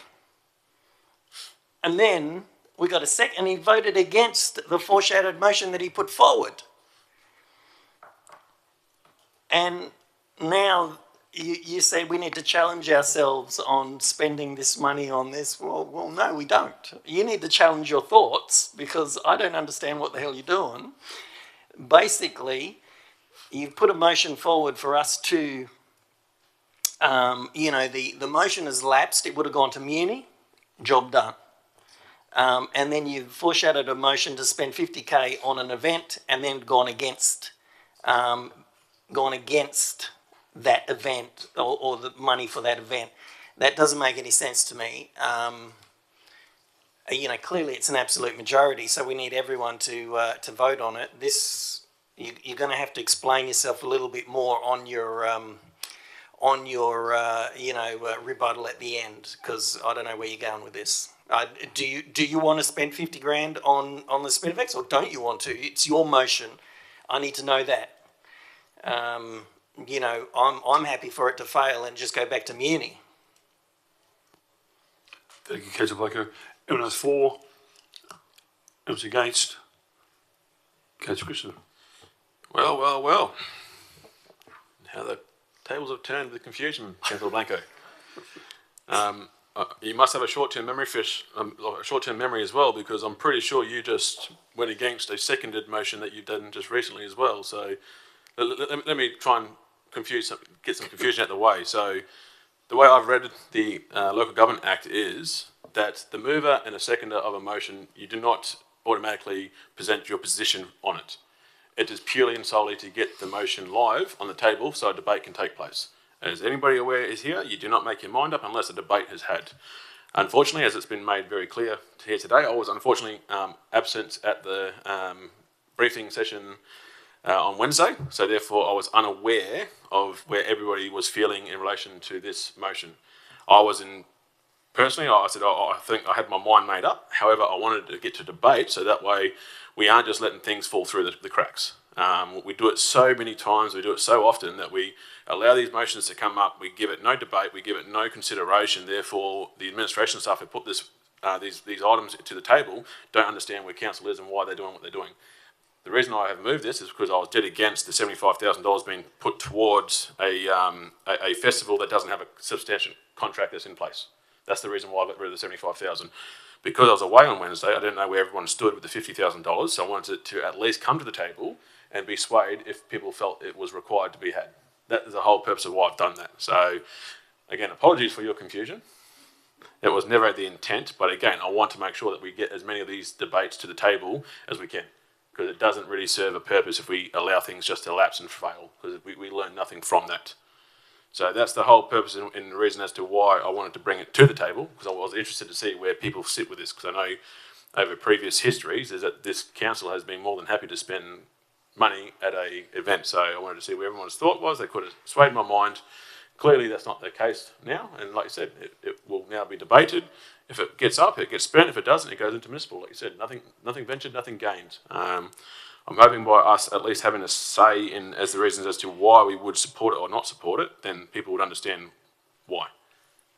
Unfortunately, that didn't work because there wasn't much debate in relation to this item. So disappointing that we didn't take the opportunity to explain why we are either for or against the $50,000 going into Spinifex spree. But again, that's why we're here. That's why we debate. Options there, and it's been taken. So hope I've answered your question and not confused you anymore.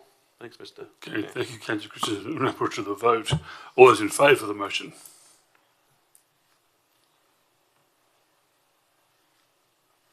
Motion's lost. Okay, let's move on to item number 12.4.1. We have two offers recommended before us. One requires an absolute majority vote. The council, pursuant to section 6.8 of Local Government Act 1995, amend the 24-25 annual budget as shown on the screen. Can I have a mover, please? Is there a move? No. 12.4.1, yeah. It's the kitchen works for your club. No. Yeah, 12.4.1. 12.4.1? Yeah. Yeah, that's it. Infrastructure services? No, 12.4.1. Yeah.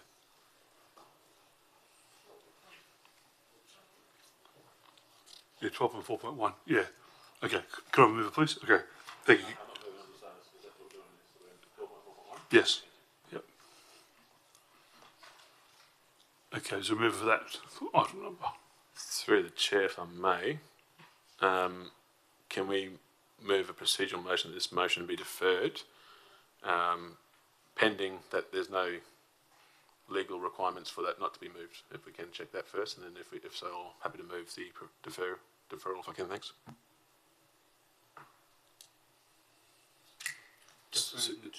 Till when? Well, the next council meeting, or until council can get together with the administration and have a bit more conversation, because I think there's a bit more that we need to touch base on this before we make such a set decision, in my opinion.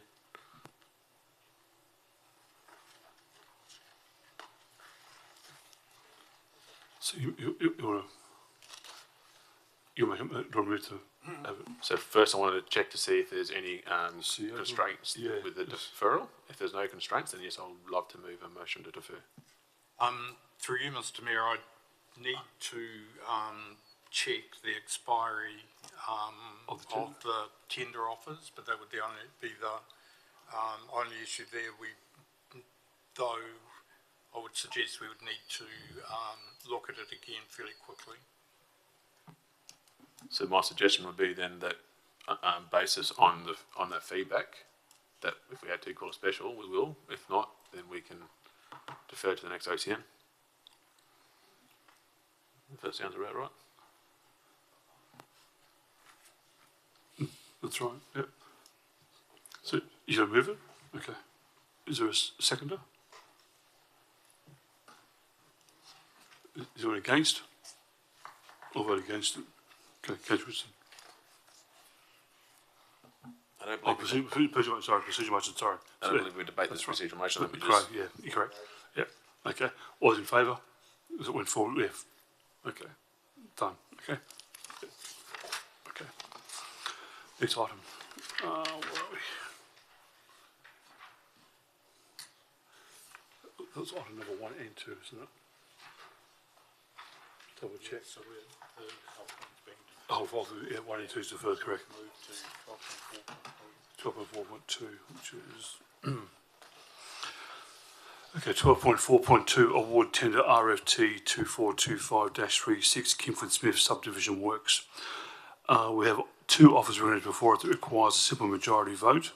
The council authorised the Chief Executive Officer to enter into a contract and award RFT 2425-36 Kimford Smith subdivision works to XXX for the total amount of XXX, including GST. Can I get a point of order, Mr. Mayor? Yes. I think we, didn't we already approve that in the, On the envelope? on the envelope? Oh, we did too, yeah, sorry, yeah, okay, yeah, sorry, we did, yes. Yeah, I see, and community lease is also in there as well. It's done. Okay, let's move on to 12.5.1. That's right, it's 12.4, yep. Okay, 12.5.1. We have officer recommended before it that requires absolute majority vote. The council appoints members of the CEO recruitment and section committee, Mayor Carter, Councillor Blanco and Councillor McRae. In accordance with the CEO standards under section 510 of the Local Government Act 1995 and the CEO recruitment performance termination policy and the CEO recruitment of the termination committee terms of reference. Can I have a mover, please? I see you, John. Move your, sorry. Yeah, through you, Mr Mayor, this is the item on which I have an interest, item 12.5.1, the nature being that I hold the position of acting CEO and the interest is a financial one. Okay, thank you, CEO. Okay, is there a move on that? Mr Mayor, Okay. I will speak for. Well, yeah, good idea. Answer. Move it again, a seconder? And second, Councillor Button was seconder. Yeah, it was. No, Councillor Button. Yeah. Yeah. Okay, Councillor Blanco, Sorry, point of order, can we just confirm that? it's in the minutes. Who's it? Ash. Button. Yeah, okay, Councillor Button, Councillor Blanco, don't talk too much.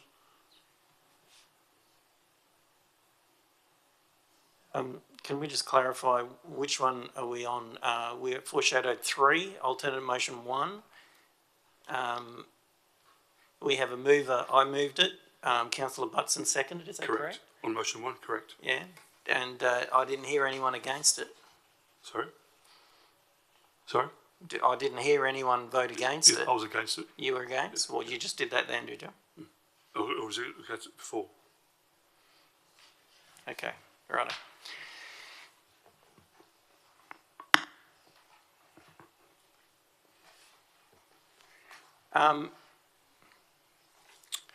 Mr Mayor, we have been trying to get this together since December, I think it was. We have discussed this item multiple times.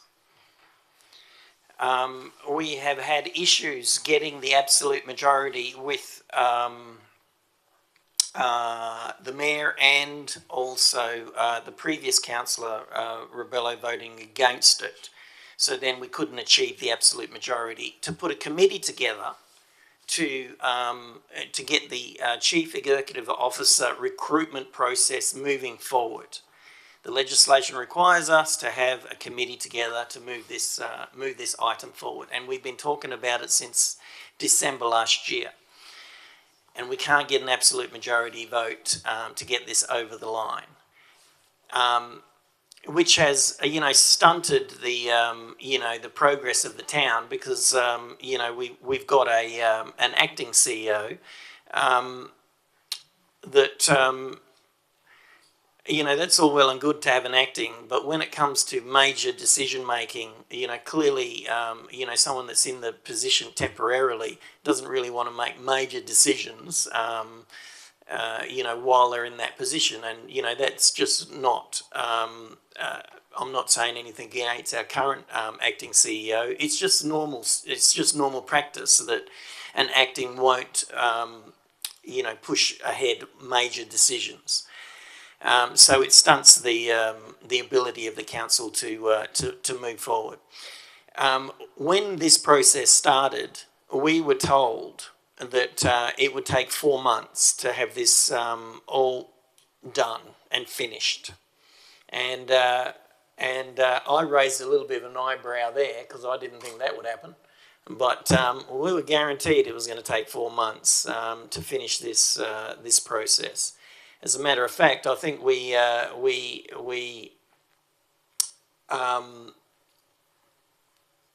went out to the market, and at the end of January, we had finished the process on selecting CEOs that wanted to put their resume in, and so the next step was a committee. And interviews, and then select the CEO. So we haven't been able to get anywhere because we haven't got a committee.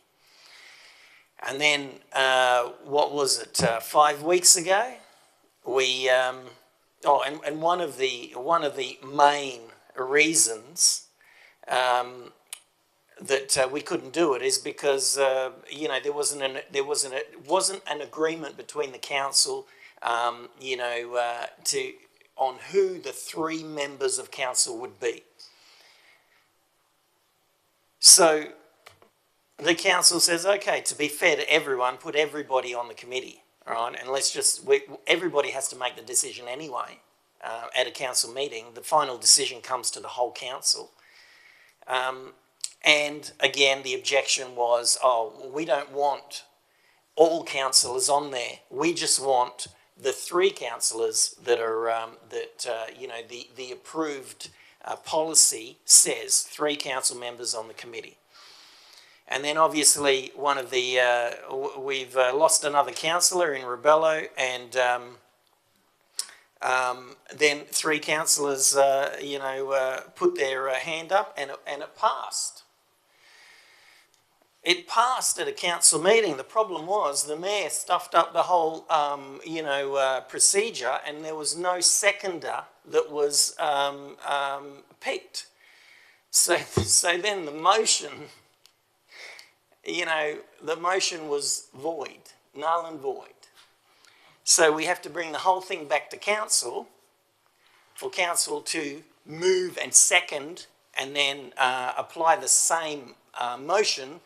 That, you know, we all missed that, by the way, because there was so much confusion in that. And then we came back to do the whole thing again, and now we haven't got agreement. The mayor doesn't want to move forward with it. So we're, again, stuck in limbo. This is a complete joke, really. We should be moving forward with it regardless of what's going on with an election in October. You know, the Local Government Act allows us to make decisions leading up to the, you know, the 4 weeks out of the election. We shouldn't be stopping the business of council. You know, the administration doesn't like that to happen. You know, when we're making decisions on any other, you know, order of business. We've been on this far too long. We need to start moving forward and, you know, apply the, approve the committee.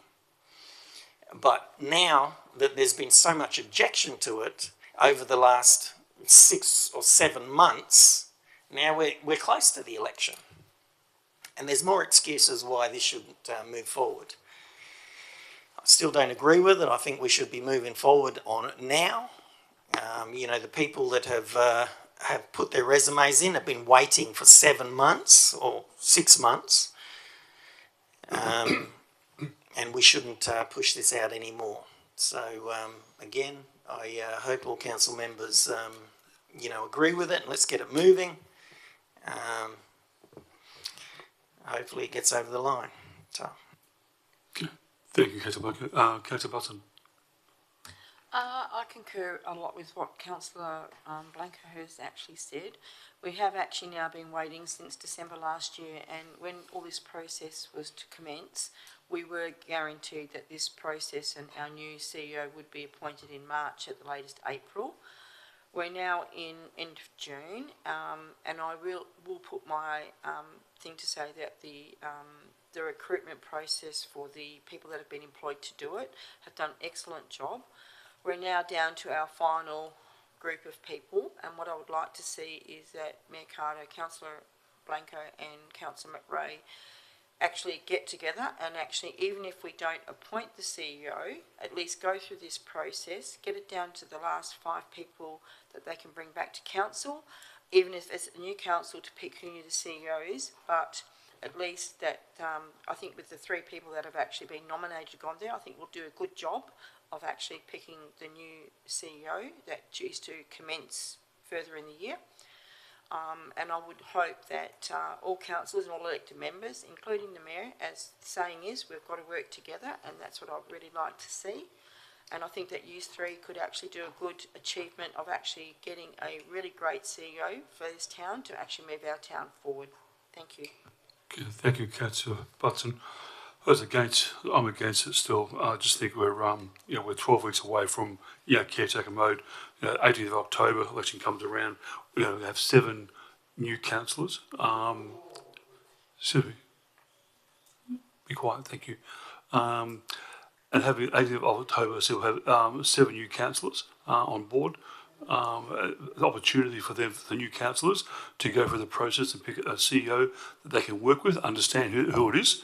I think it's a much better option than to basically proceed that. Where I hear what council is saying about getting a committee together, but I think having a brand new committee with a new CEO on board, I think that's a good process to go by, and I think we're almost there. I mean, we've only got 3 council meetings to go, and we're there. So that's why I'm against the motion.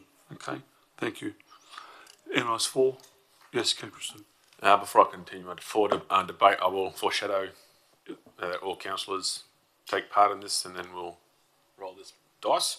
The reason for the foreshadow, Mr. Mayor, is again, I'm not going to hold my breath that you change your debate, but I really do strongly encourage you to have a good time while I'm debating and everybody else takes their time to debate, and between this debate and the next one coming up, to potentially rattle your brain a bit to understand and come up with something different than apart from the 12 weeks, because 12 weeks might be one indication, but the one challenge I will give you is we now know, and council has been informed by the administration, that even if we were to allow for the new council who arrives in October, for that process to take place, it will see past the end date of the current acting CEO's contract. Now, I really would love to hear, Mr. Mayor, your plan of attack on how you are going to action, or in this case, I'm hopeful for you, maybe that you get in for another term, or whoever sits in your seat after this election. I would really love to understand how you believe that this process is a good idea, considering that the acting CEO's contract will be up in November. And by the Act and by every regulation I've read, and I've put this out there last time we had this debate, and I haven't been corrected yet, so I'm assuming I'm still correct in my understanding that you can only allow for a 12-month contract for an acting CEO. Therefore, you go past that point in November, the current CEO won't be elected by then. So I challenge you now to explain to me, as one of your fellow councillors, seeing as you like to do a lot of these decisions by yourself, and unilaterally by yourself, what is the result for that? Because in order to re-establish a new contract past 12 months, you have to be able to form a committee. So again, it baffles belief that we're still here having this debate. You haven't spoken through other points that everyone else has raised, myself included. Again, why won't you allow for a shortlisting to take place to see what is out there, only just to say no if you don't want the person at the end of the day? We lose nothing by forming a committee, going through the shortlisting, and having that next debate at this council meeting. We've had this debate well and truly more times than I care to count, and more times that we shouldn't be doing. But again, there's your challenge, Mr. Mayor. If you can debate for us, I would love to hear your tactics and what you are going to do, because again, this is the position we're in now because it's noted that the contract will end in November. How is the new coming council going to action the CEO contract ending in November? And I'll be blown away if I can get a result to that and an answer to that. I'll end my debate there. Thanks, Mr. Mayor. Thank you, Councillor. Everyone else for? Anyone else against? For? Yes.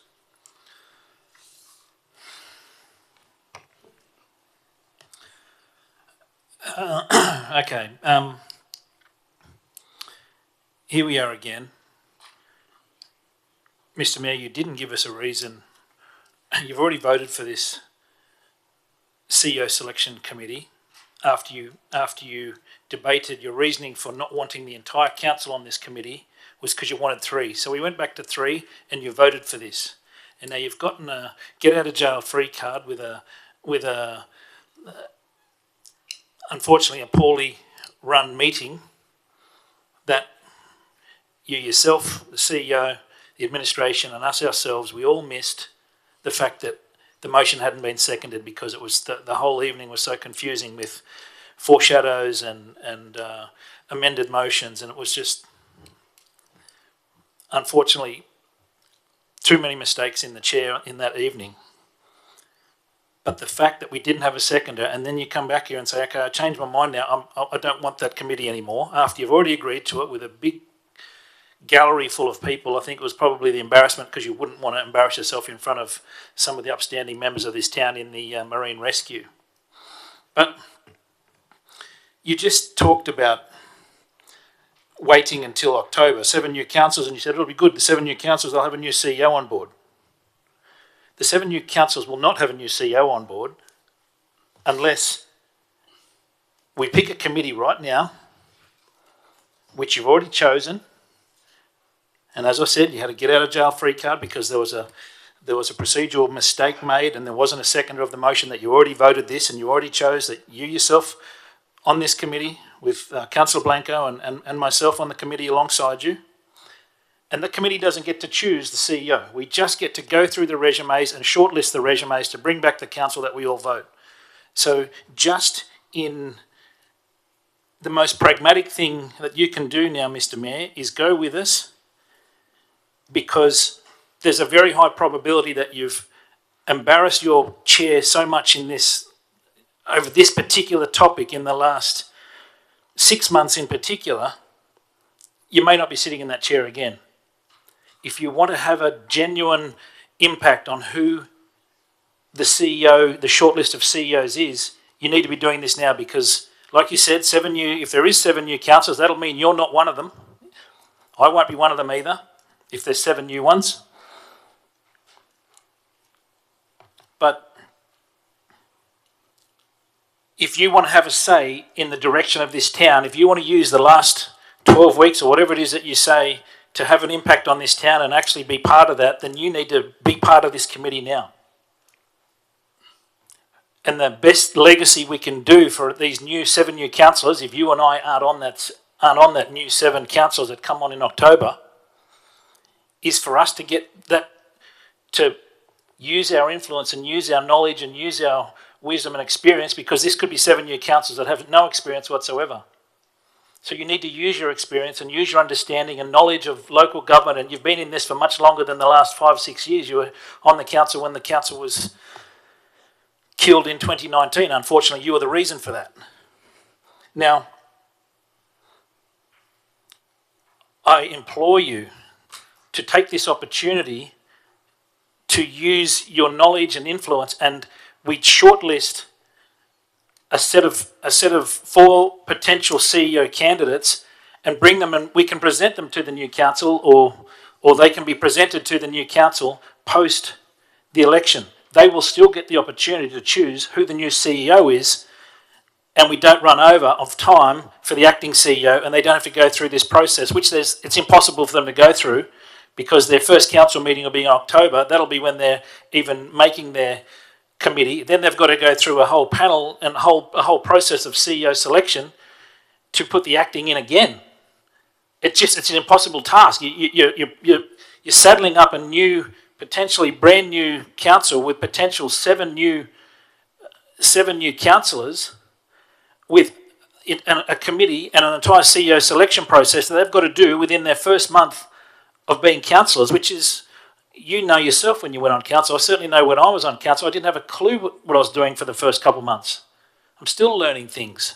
To think that you're going to ask a new councillor in their first 4 weeks of being elected to form a committee, CEO selection, go through a group of candidates that won't even exist by then, to create a list of candidates that won't exist by then, because you are stalling on this town's ability to go through and look at the list of CEOs.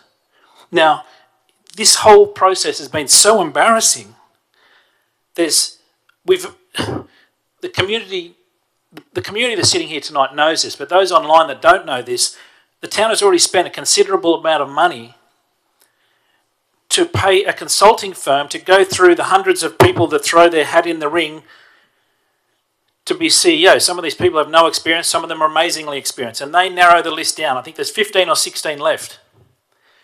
If you don't join this committee tonight, Mayor Carter, those 16 applicants that are there, they are probably the best in the country.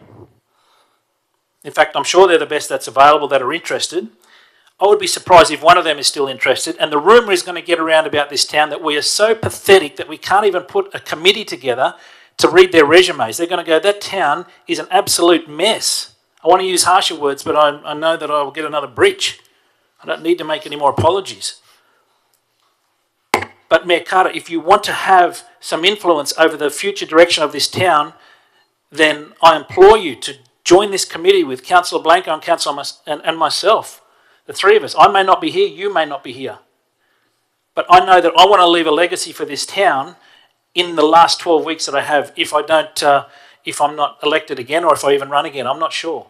But at this stage, it's it's crazy for us to not take this opportunity, you and I in particular, because we're the ones that are going to be gone in October. Leave a legacy, Mayor Carter, and be part of choosing that final 4 candidates that this entire council, or the new council of an entire new 7 new councillors plus Councillor Blanco and Councillor Butson who will be staying on. Let's leave our legacy in choosing the 4 candidates that they get to choose between. It's incumbent on you to do that because you have the experience of many years sitting in that chair, plus sitting as a councillor in one of these council chairs, and you're expecting 7 new councillors to come into this field and understand what they need and what's required of a CEO. I'm still learning what's required of a CEO, and I've only been here 14 months. You've been here years. It's a disappointing to lose your experience and to just give it away and say, well, no, that's it, I don't want to play any part in this. It blows my mind that you would do that you would walk away from the last great thing you can do for this town if you happen to be voted out. If you happen to be voted in, good luck. But the chances are you won't be voted in. The chances are I won't be voted in. We've both got enough bad press in the last 12 months to sink a ship. But I implore you, you know in your own heart of hearts that you are doing the right thing. And the right thing right now for you, Mayor Carter, is to join this team of Councillor Blanco and myself and yourself and the external person, whoever we decide to choose, and we pick the 4. The 4 of us do not get to choose the CEO. We just get to read the resumes, and I'm sure there's going to be some of those that you are adamant that they are in that 4.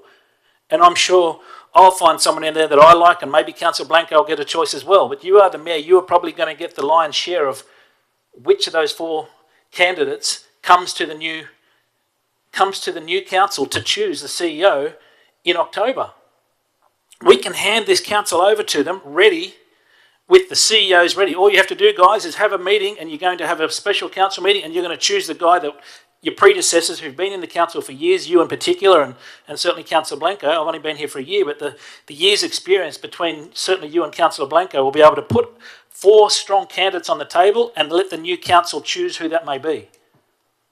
I cannot see in any sense of decency why you would oppose this and cut yourself out of potentially playing a part in who the new leader of this town is. So, Mr. Mayor, I'll finish it there, but I hope you see reason and join Councillor Blanco and myself, and the 3 of us can work together to choose this 4 councillors. If this council that's sitting around this table doesn't have the ability to choose the new CEO, at least in October, the first meeting they have might be a special council meeting, and they themselves will get to choose the new CEO. But at least you played your part in bringing those 4 top candidates to the new council to see. Thank you, Councillor McRae. Anyone else for? Who was against? When I put it to the vote, was in favour? Oh, sorry, Blanco, sorry.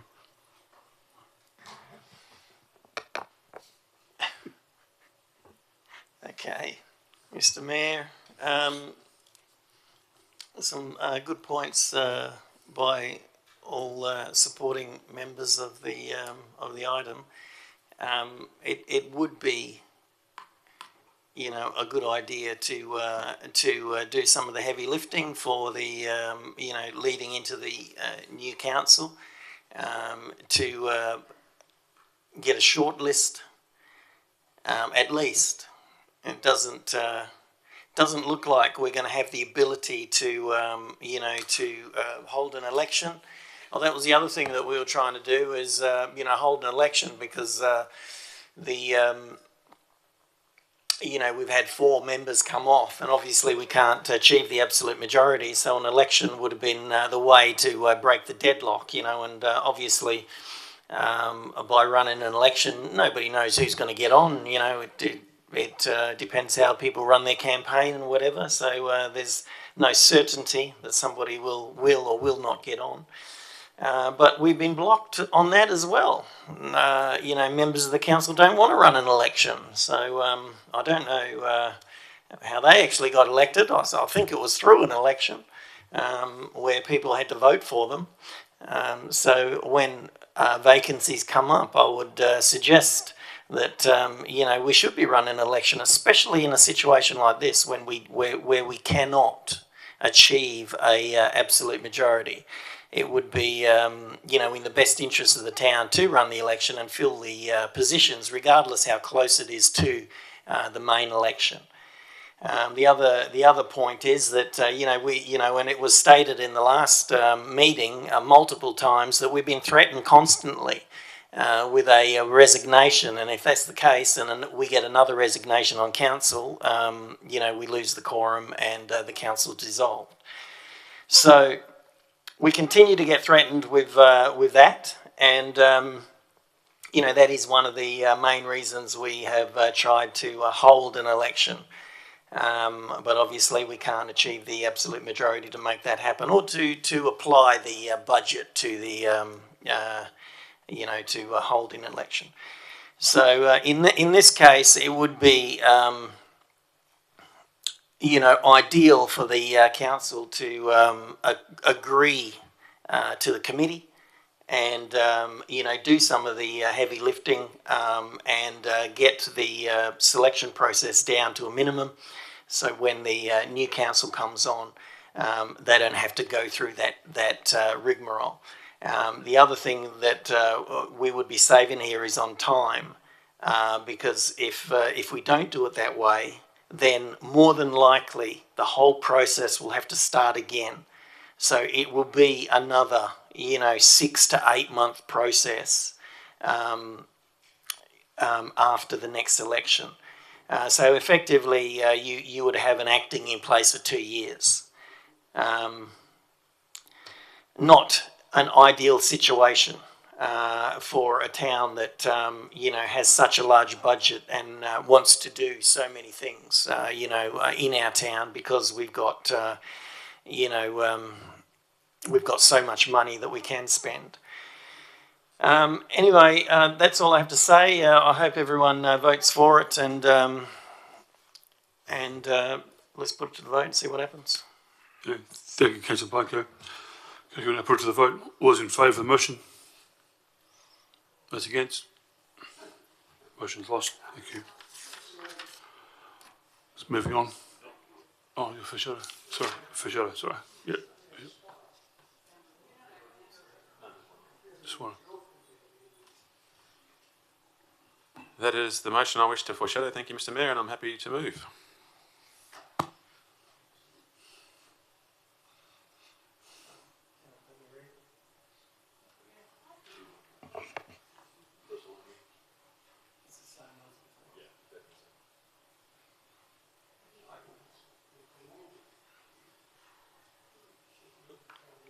Okay, you moving that motion?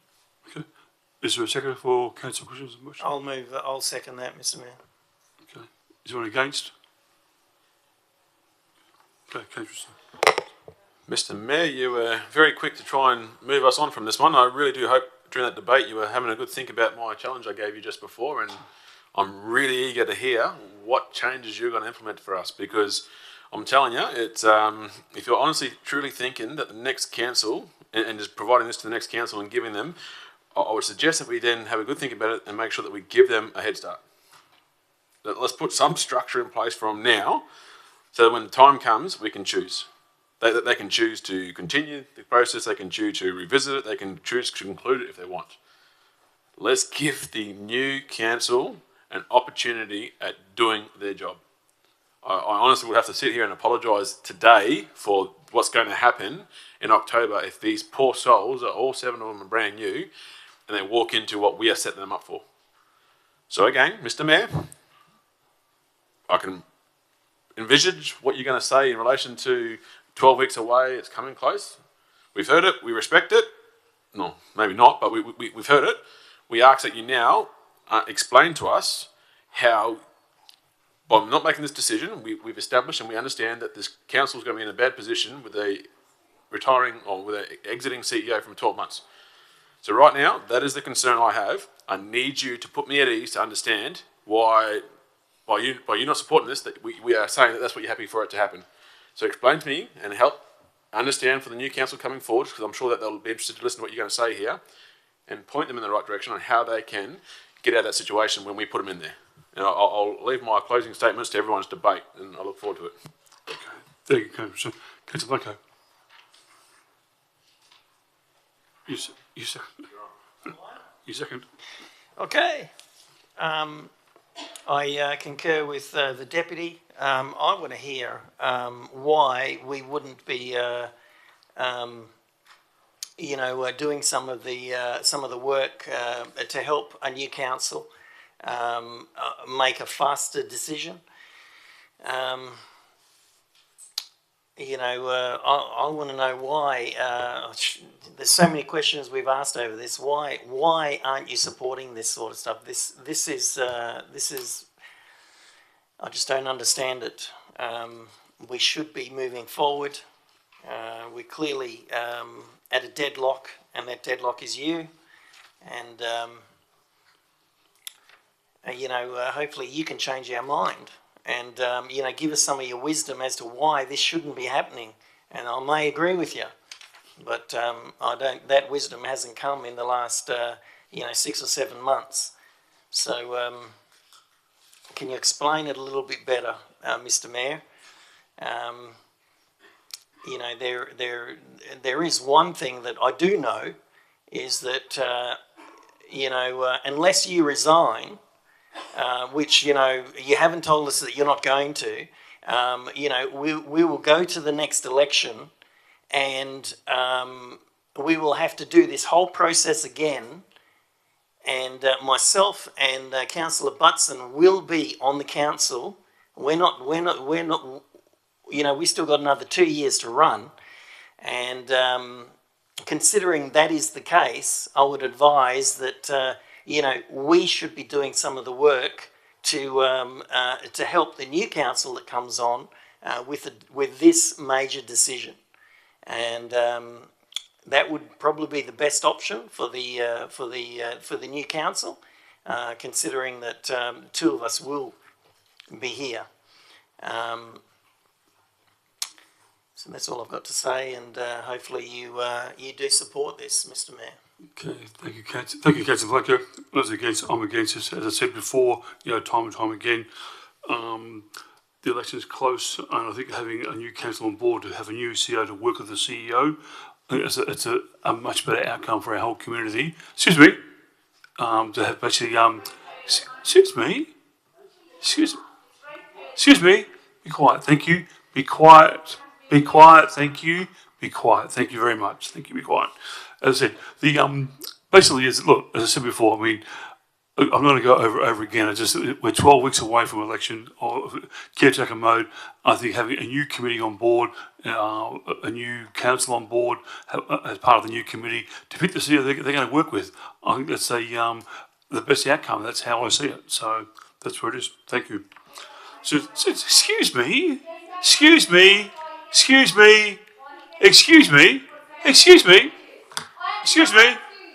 Leave. Get out of the room, please. Jeez. Point of order. Excuse me. Point of order. Point of order. What's the point of order? Your attitude towards the gallery. Rejected. Thank you. Okay. Is there anyone else for the item? Yes, Councillor. Mr. Mayor, you just you said the same thing in your first argument when you said you don't want 3 of us, and now when we asked for all 5 of us to come on and read the resumes, to minimise the resumes of potential CEO candidates down to the final 4, that we can, as Councillor Blanco said, do the heavy lifting for the new council and give them a presentation of here's the 4 guys you've got to choose between. It would be the perfect start, that they don't have to go through this whole process. But you just said the new council with a new CEO. You're completely missing the point that the new council can't put on a new CEO without going through this entire process again, and they can't go through the process in the time frame they have before the acting CEO's contract is expired. You're putting them into a position for failure. Why set up a new council for failure? I can't think of a more disgraceful act from a previous leader of a town to go, I'm leaving you new councillors. The new council are going to be left in a position that is impossible fulfil the requirements of the Act and fulfil the requirements of every statute of employing a new CEO because they don't have the time to do it, and they've got an acting CEO that's now come to the end of his tenure, that if he wants to apply again, then they've got to go through the whole process with him, and they just don't have time.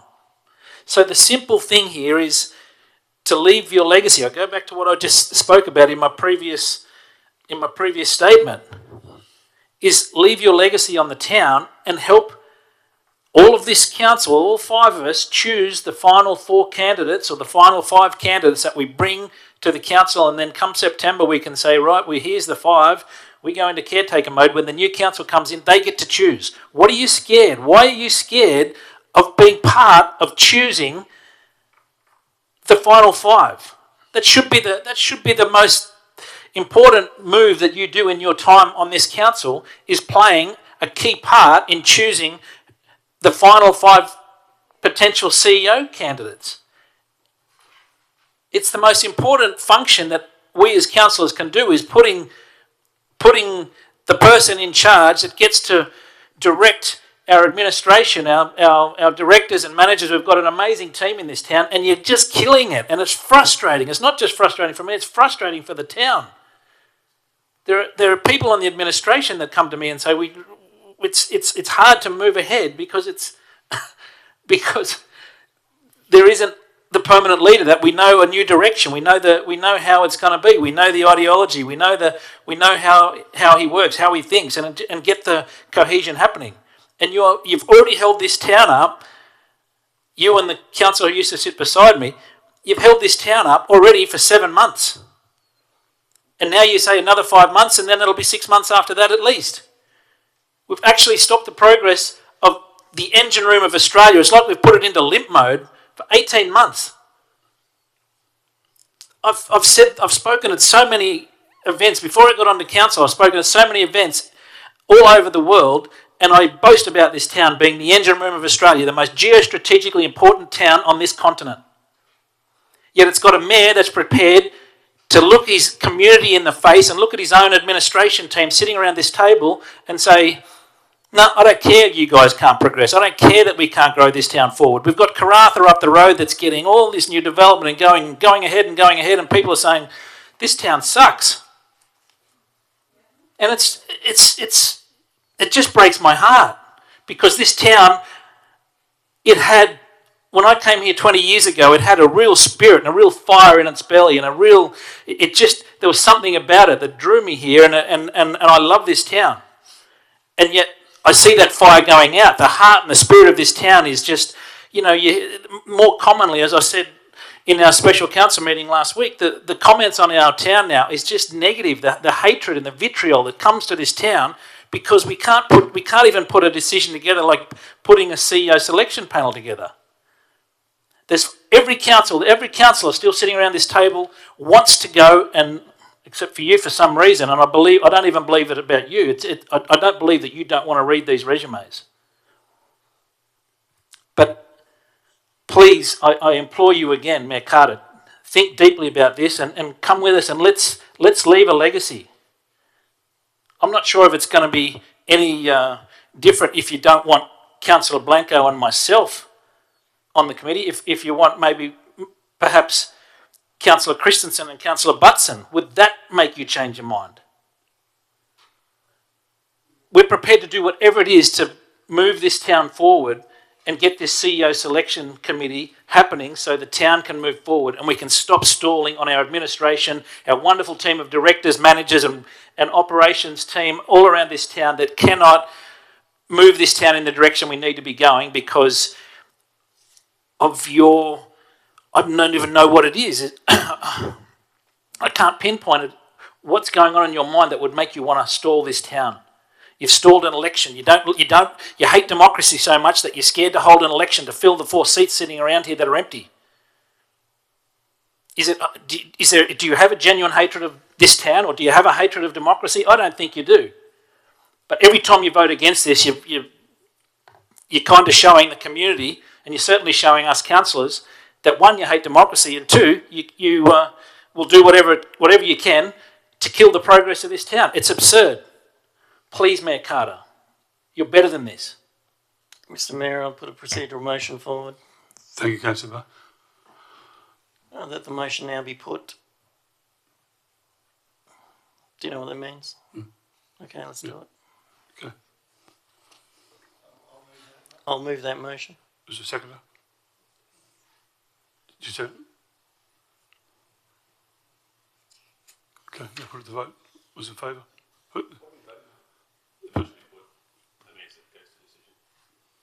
Yeah, it goes to position. A mover, Councillor Barr, a seconder. That's it, so now put it to the vote. Yes, The procedural motion is for a procedural motion that the motion be put. put to the vote. That's it, put to the vote. Okay, all's in favour? Those against? Okay, moving on. Thank you. Councillor Barr. Okay, Okay. Mr Mayor, Yes. this is exactly what we're talking about. So let me pull you up on a point of order right now. That was a procedural motion as per section 12.1 that the motion be put. Yes. It means that the motion will then go to, What are the decide to do? yes, but you have to vote on the motion for it to be, okay, do we support the motion of procedural motion? Yes or no? Go to the vote then. Would the vote 4-0? Yes, 4-1. so therefore, what happens then? Who lost? Oh my God, no, you now go to the vote on the actual, On the actual item. no shit. Yeah. Okay. All right, you have the vote on the item. Okay. And now I'll pull a point of order on that because you're wrong in that as well. So if you read your point, your standing orders, 12.4 procedural motions, right of reply and substantiate motion. You have the reply. Yes, I do. Yes, that's a reply. Rightio. I was trying to be nice, Mr Mayor, and keep peace in this table, but it seems not to be possible. Even on a direct challenge from one of your councillors, you failed to do the basic understanding of what this chamber expects of you, and is to be able to back up your points apart from hold your position. So outside of that, I really am disappointed, and first and foremost need to publicly apologise on behalf of this council to each and every single ratepayer and to each and every single one of our administration staff. It is absolutely deplorable and embarrassing that we are sitting here still debating after 6 attempts a motion to form a committee that has no powers to assign anybody to anything. The fact that you can't sit there and explain to me the position you put us in, and you can't even articulate on how you are going to get us out of this position. And let me be pretty blunt and honest to the community so the community understands. By your stance, and your stance alone, you have unilaterally signed a contract to extend the contract of the CEO until the furthest date, which is the end of November. So therefore the election takes place, and let's take your example as gospel, and that then goes into a new council being elected. Even by the administration's best case scenario, we will not see a CEO sitting in the seat until February of 2026. Worst case scenario is that it goes on for 6 months and we won't see it until April of 2026. Now again, you failed at any point there, Mr Mayor, to identify how the person sitting to your right, the acting Chief Executive Officer, is going to be still sitting there outside of the 12-month jurisdiction. Not once have you identified that. And holy shit, is that not a big risk that we have to face here? It's a massive risk that this community is now receiving.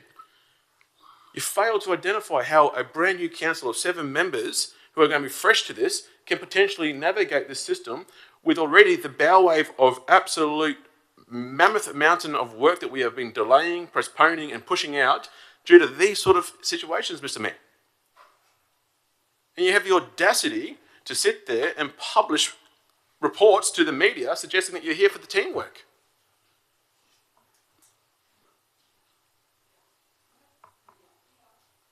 And that pauses for purpose, Mr Mayor. I really do hope that you're listening here, because I do not fathom where we're going with this, where you're going with this.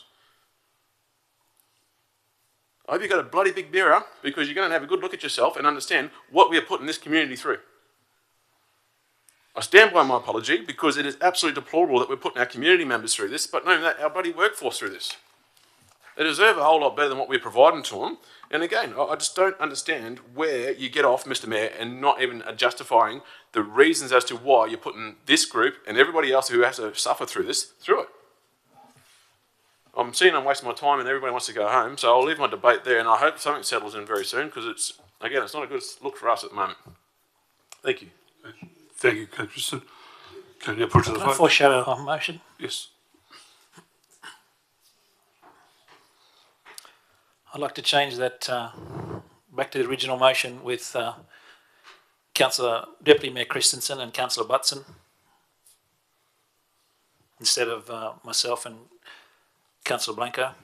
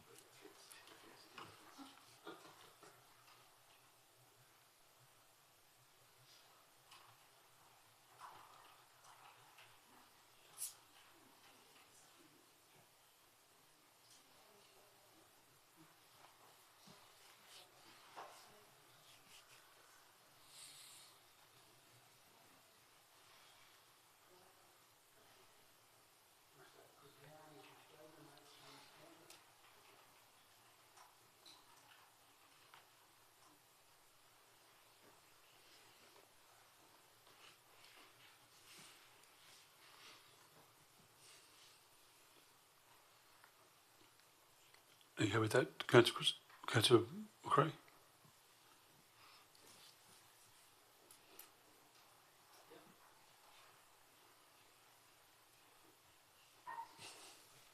Are you moving that motion? Through you, Mr. Mayor. The manager governance, could we just get a summary of exactly where we're at before we move forward? Thank you, Mr. CEO. At the moment, we have foreshadowed motion 4, alternate 4, that is, presented on the screen. That is to add all 5 councillors. We have a procedural motion to put that, so essentially finalising the debate, which has been done. We need the vote to be completed on that. We would then move to the newly foreshadowed motion. We would need a mover and a seconder on that at that time. So vote on foreshadowed 4 is where we're up to. Okay. All those in favour of... you moved it? That was yours. Yeah. Yeah. We're voting on it. All those in favour? We've had a motion that Councillor Queen's vote up. Foreshadowed 4. Yeah. All those in favour? 4. Those against? Okay. Right, now move to your shadow motion.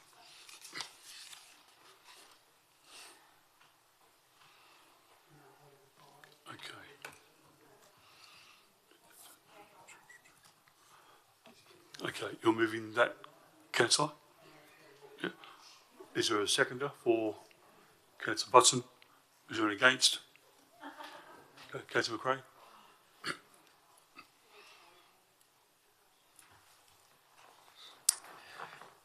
Okay, so I move this motion because I understand the Mayor has a beef with me. He's slandered me all over the radio. He's come after me all sorts of ways. He's obviously in... there's obviously a long-standing debate between Councillor Blanco and the Mayor, so we've taken off your worst enemies off there, so surely you don't have any semblance of a normal reason why you could possibly oppose this. If you genuinely care about this town, you genuinely care about your role, your position as the leader, the elected leader of this town, maybe you're going to tell us. Maybe you're going to tell us the secret that you're refusing to tell the community, you're refusing to tell the administration, you're refusing to tell us fellow councillors what that reason is. Maybe now you can come out with it and tell us. But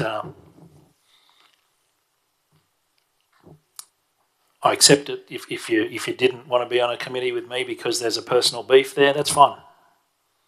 I've got thick skin. I'm not fussed by that. You can go and do the committee with the Deputy Mayor, who I'm sure will do a great job, and Councillor Butson, who will also do a great job, and yourself even, I think, will do a great job. But you certainly haven't given us any reason. You just keep saying 12 weeks and a new council, new CEO. You're refusing to acknowledge the process of a new council and new CEO, and to send a new council into a situation where they have to form a committee, find candidates, choose a new CEO in the first 4 to 6 weeks of their tenure is, as well, we all know around this table, you know yourself, it's impossible. I don't understand why anyone would dare do that to their, their future leaders of this town. But regardless, I will wait to hear everyone's, hopefully yours. I've heard everyone else's reasons and everyone else is talking common sense. It's only you that are refusing to tell us your genuine reason why you won't allow this town to go forward. So I'll wait to hear everyone else's discussion and hopefully you'll come up with something that can tell us and explain why you would oppose this. Thank you, that's great. Councillor Butson. I concur with Councillor McRae. Mayor Carter, I don't even know whether you're going to vote for myself and Deputy Mayor Christensen due to a lot of issues that I think personal issues that is against a few of us around this table. I would hope that you will change your mind and that we can get this process ongoing. And I really can't concur that you're going to keep on saying that it's 12 weeks away. And under my understanding that I did contact the Department of Local Government and that we're then going to have a problem with the acting CEO's contract, as that can only go for 12 months. I would really think it would be good to start this process and get as much as this one can before either people are not here. Yes, there will be 2 councillors left, which is Councillor Blanco and myself. But I would really like the people that have been elected to actually have that participation in selecting the last 5 for the new council to pick from. Thank you. Okay, thank you, Councillor Butson. Those against is myself. I've already repeated it time and time again. I'm not going to repeat it again, but I'm against the motion as it stands. Thank you. Anyone else for? Yes, Councillor. Yeah, there's only so many HAs I can put into this microphone. So, in the words of Einstein himself, what we are currently doing is a very definition of being insane. We're expecting a different result, putting in the same inputs. So I think what we need to be doing to avoid clinical checks on all of us is that we let this motion just die in the grave it's going to be dying in, unfortunately. No more foreshadows, please. If we can, let's put our community in the galley out of the misery and also allow ourselves to rest for a couple more days. I don't think we are going to get any more traction on this matter. Much to your point, Councillor McRae, I think I'm on top of the hit list with yourself, with not being liked very much by the man to my right. So I think what we just need to do is let it fester here. And again, we'll just allow the community to vote with their votes when it matters on what they feel is the most amicable way moving forward for this community. Again, it's just disappointing that we are sitting here tonight knowing that we are driving the new council, whoever they're going to be, down a road without a paddle. I honestly feel so sorry for Councillor Blanco and Butson that you'll be inheriting this bit of a nightmare. All I can hope for is that when the community vote for their new members to be represented on this board, that they vote capable members in who are going to be able to lead this town to where it deserves. Easily one of my most proudest moments has been elected to this board, but it's definitely one of my most saddest moments at the moment as well, sitting here and watching this play out to our community. So again, Mr. Mayor, if you got any hope to bring back any dignity to yourself and to the name and to the name of the mayor then I would strongly suggest you appoint a committee and allow this due process to take place. Outside of that, I'll let the debate finish where it is. Thanks. Okay, thank you, Councillor Christensen. Anyone else for? Anyone else against? Councillor McRae, sorry.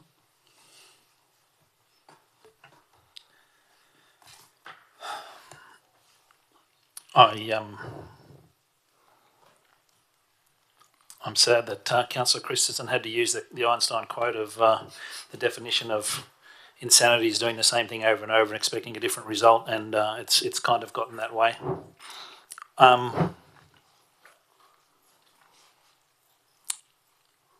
Also like to apologise to the community sitting here, and those community watching online and those who watch the replay, because this will be obviously in the media, but it's just it's really embarrassing. It's really sad that you know, we're fighting for, you know, the very survival of our council, the future of our council, the future of our town, most importantly, and as everyone can see now, I think it's pretty blatant where the bottlenecks are happening with our progress.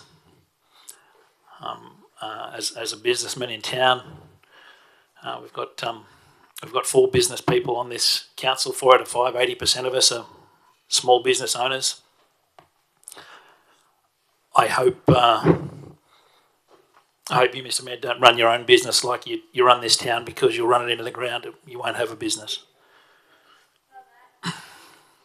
But again, it's certainly it's an embarrassing situation to be in. I'm sorry that I'm even making this speech. It was certainly not why I signed up. I thought there would be ability to make a difference, but unfortunately, we haven't been allowed to let democracy run its course and replace those people who've left, because some people clearly are petrified that they might not be sitting on the majority team. But the unfortunate thing is, as I said at another council meeting, I think it was a Winston Churchill quote. It said, democracy isn't the best system, but there are a lot of bad political systems, but democracy is as bad as it is. It's still the best we have, and unfortunately, we don't even have democracy in this council, because any ability to allow democracy to run and votes to happen, so this situation wouldn't happen, has been vetoed and roadblocked at every opportunity by, unfortunately, by the elected leader of this town, the Mayor Carter, Deputy. But yeah, this is our final crack at this, Mr. Mayor. I hope something has sparked in your brain in the last 1 hour of discussing this topic, and you actually understand the importance of your role here, and you can put your hand up with the rest of us and get a committee together so we can move this town forward. But if you don't, then I feel that you know, that's probably the nail in the last nail in your political coffin, certainly in this town. But anyway, look, let's take it to the vote. Okay, thank you, Councillor McRae. All those in favour of the motion? Those against? 4-1. Thank you. Lost. Okay, let's move on. Number 13, that's a new business. There is nil. Item number 14, motion of approved motion given. There is nil. Number 15, motion has been closed. There is nil. Closure. 16.1. Next week council meeting will be held at Wednesday, the 30th of July, 2025 at 5:30 p.m. 16.2, being there no further business, I declare the meeting closed at 8:14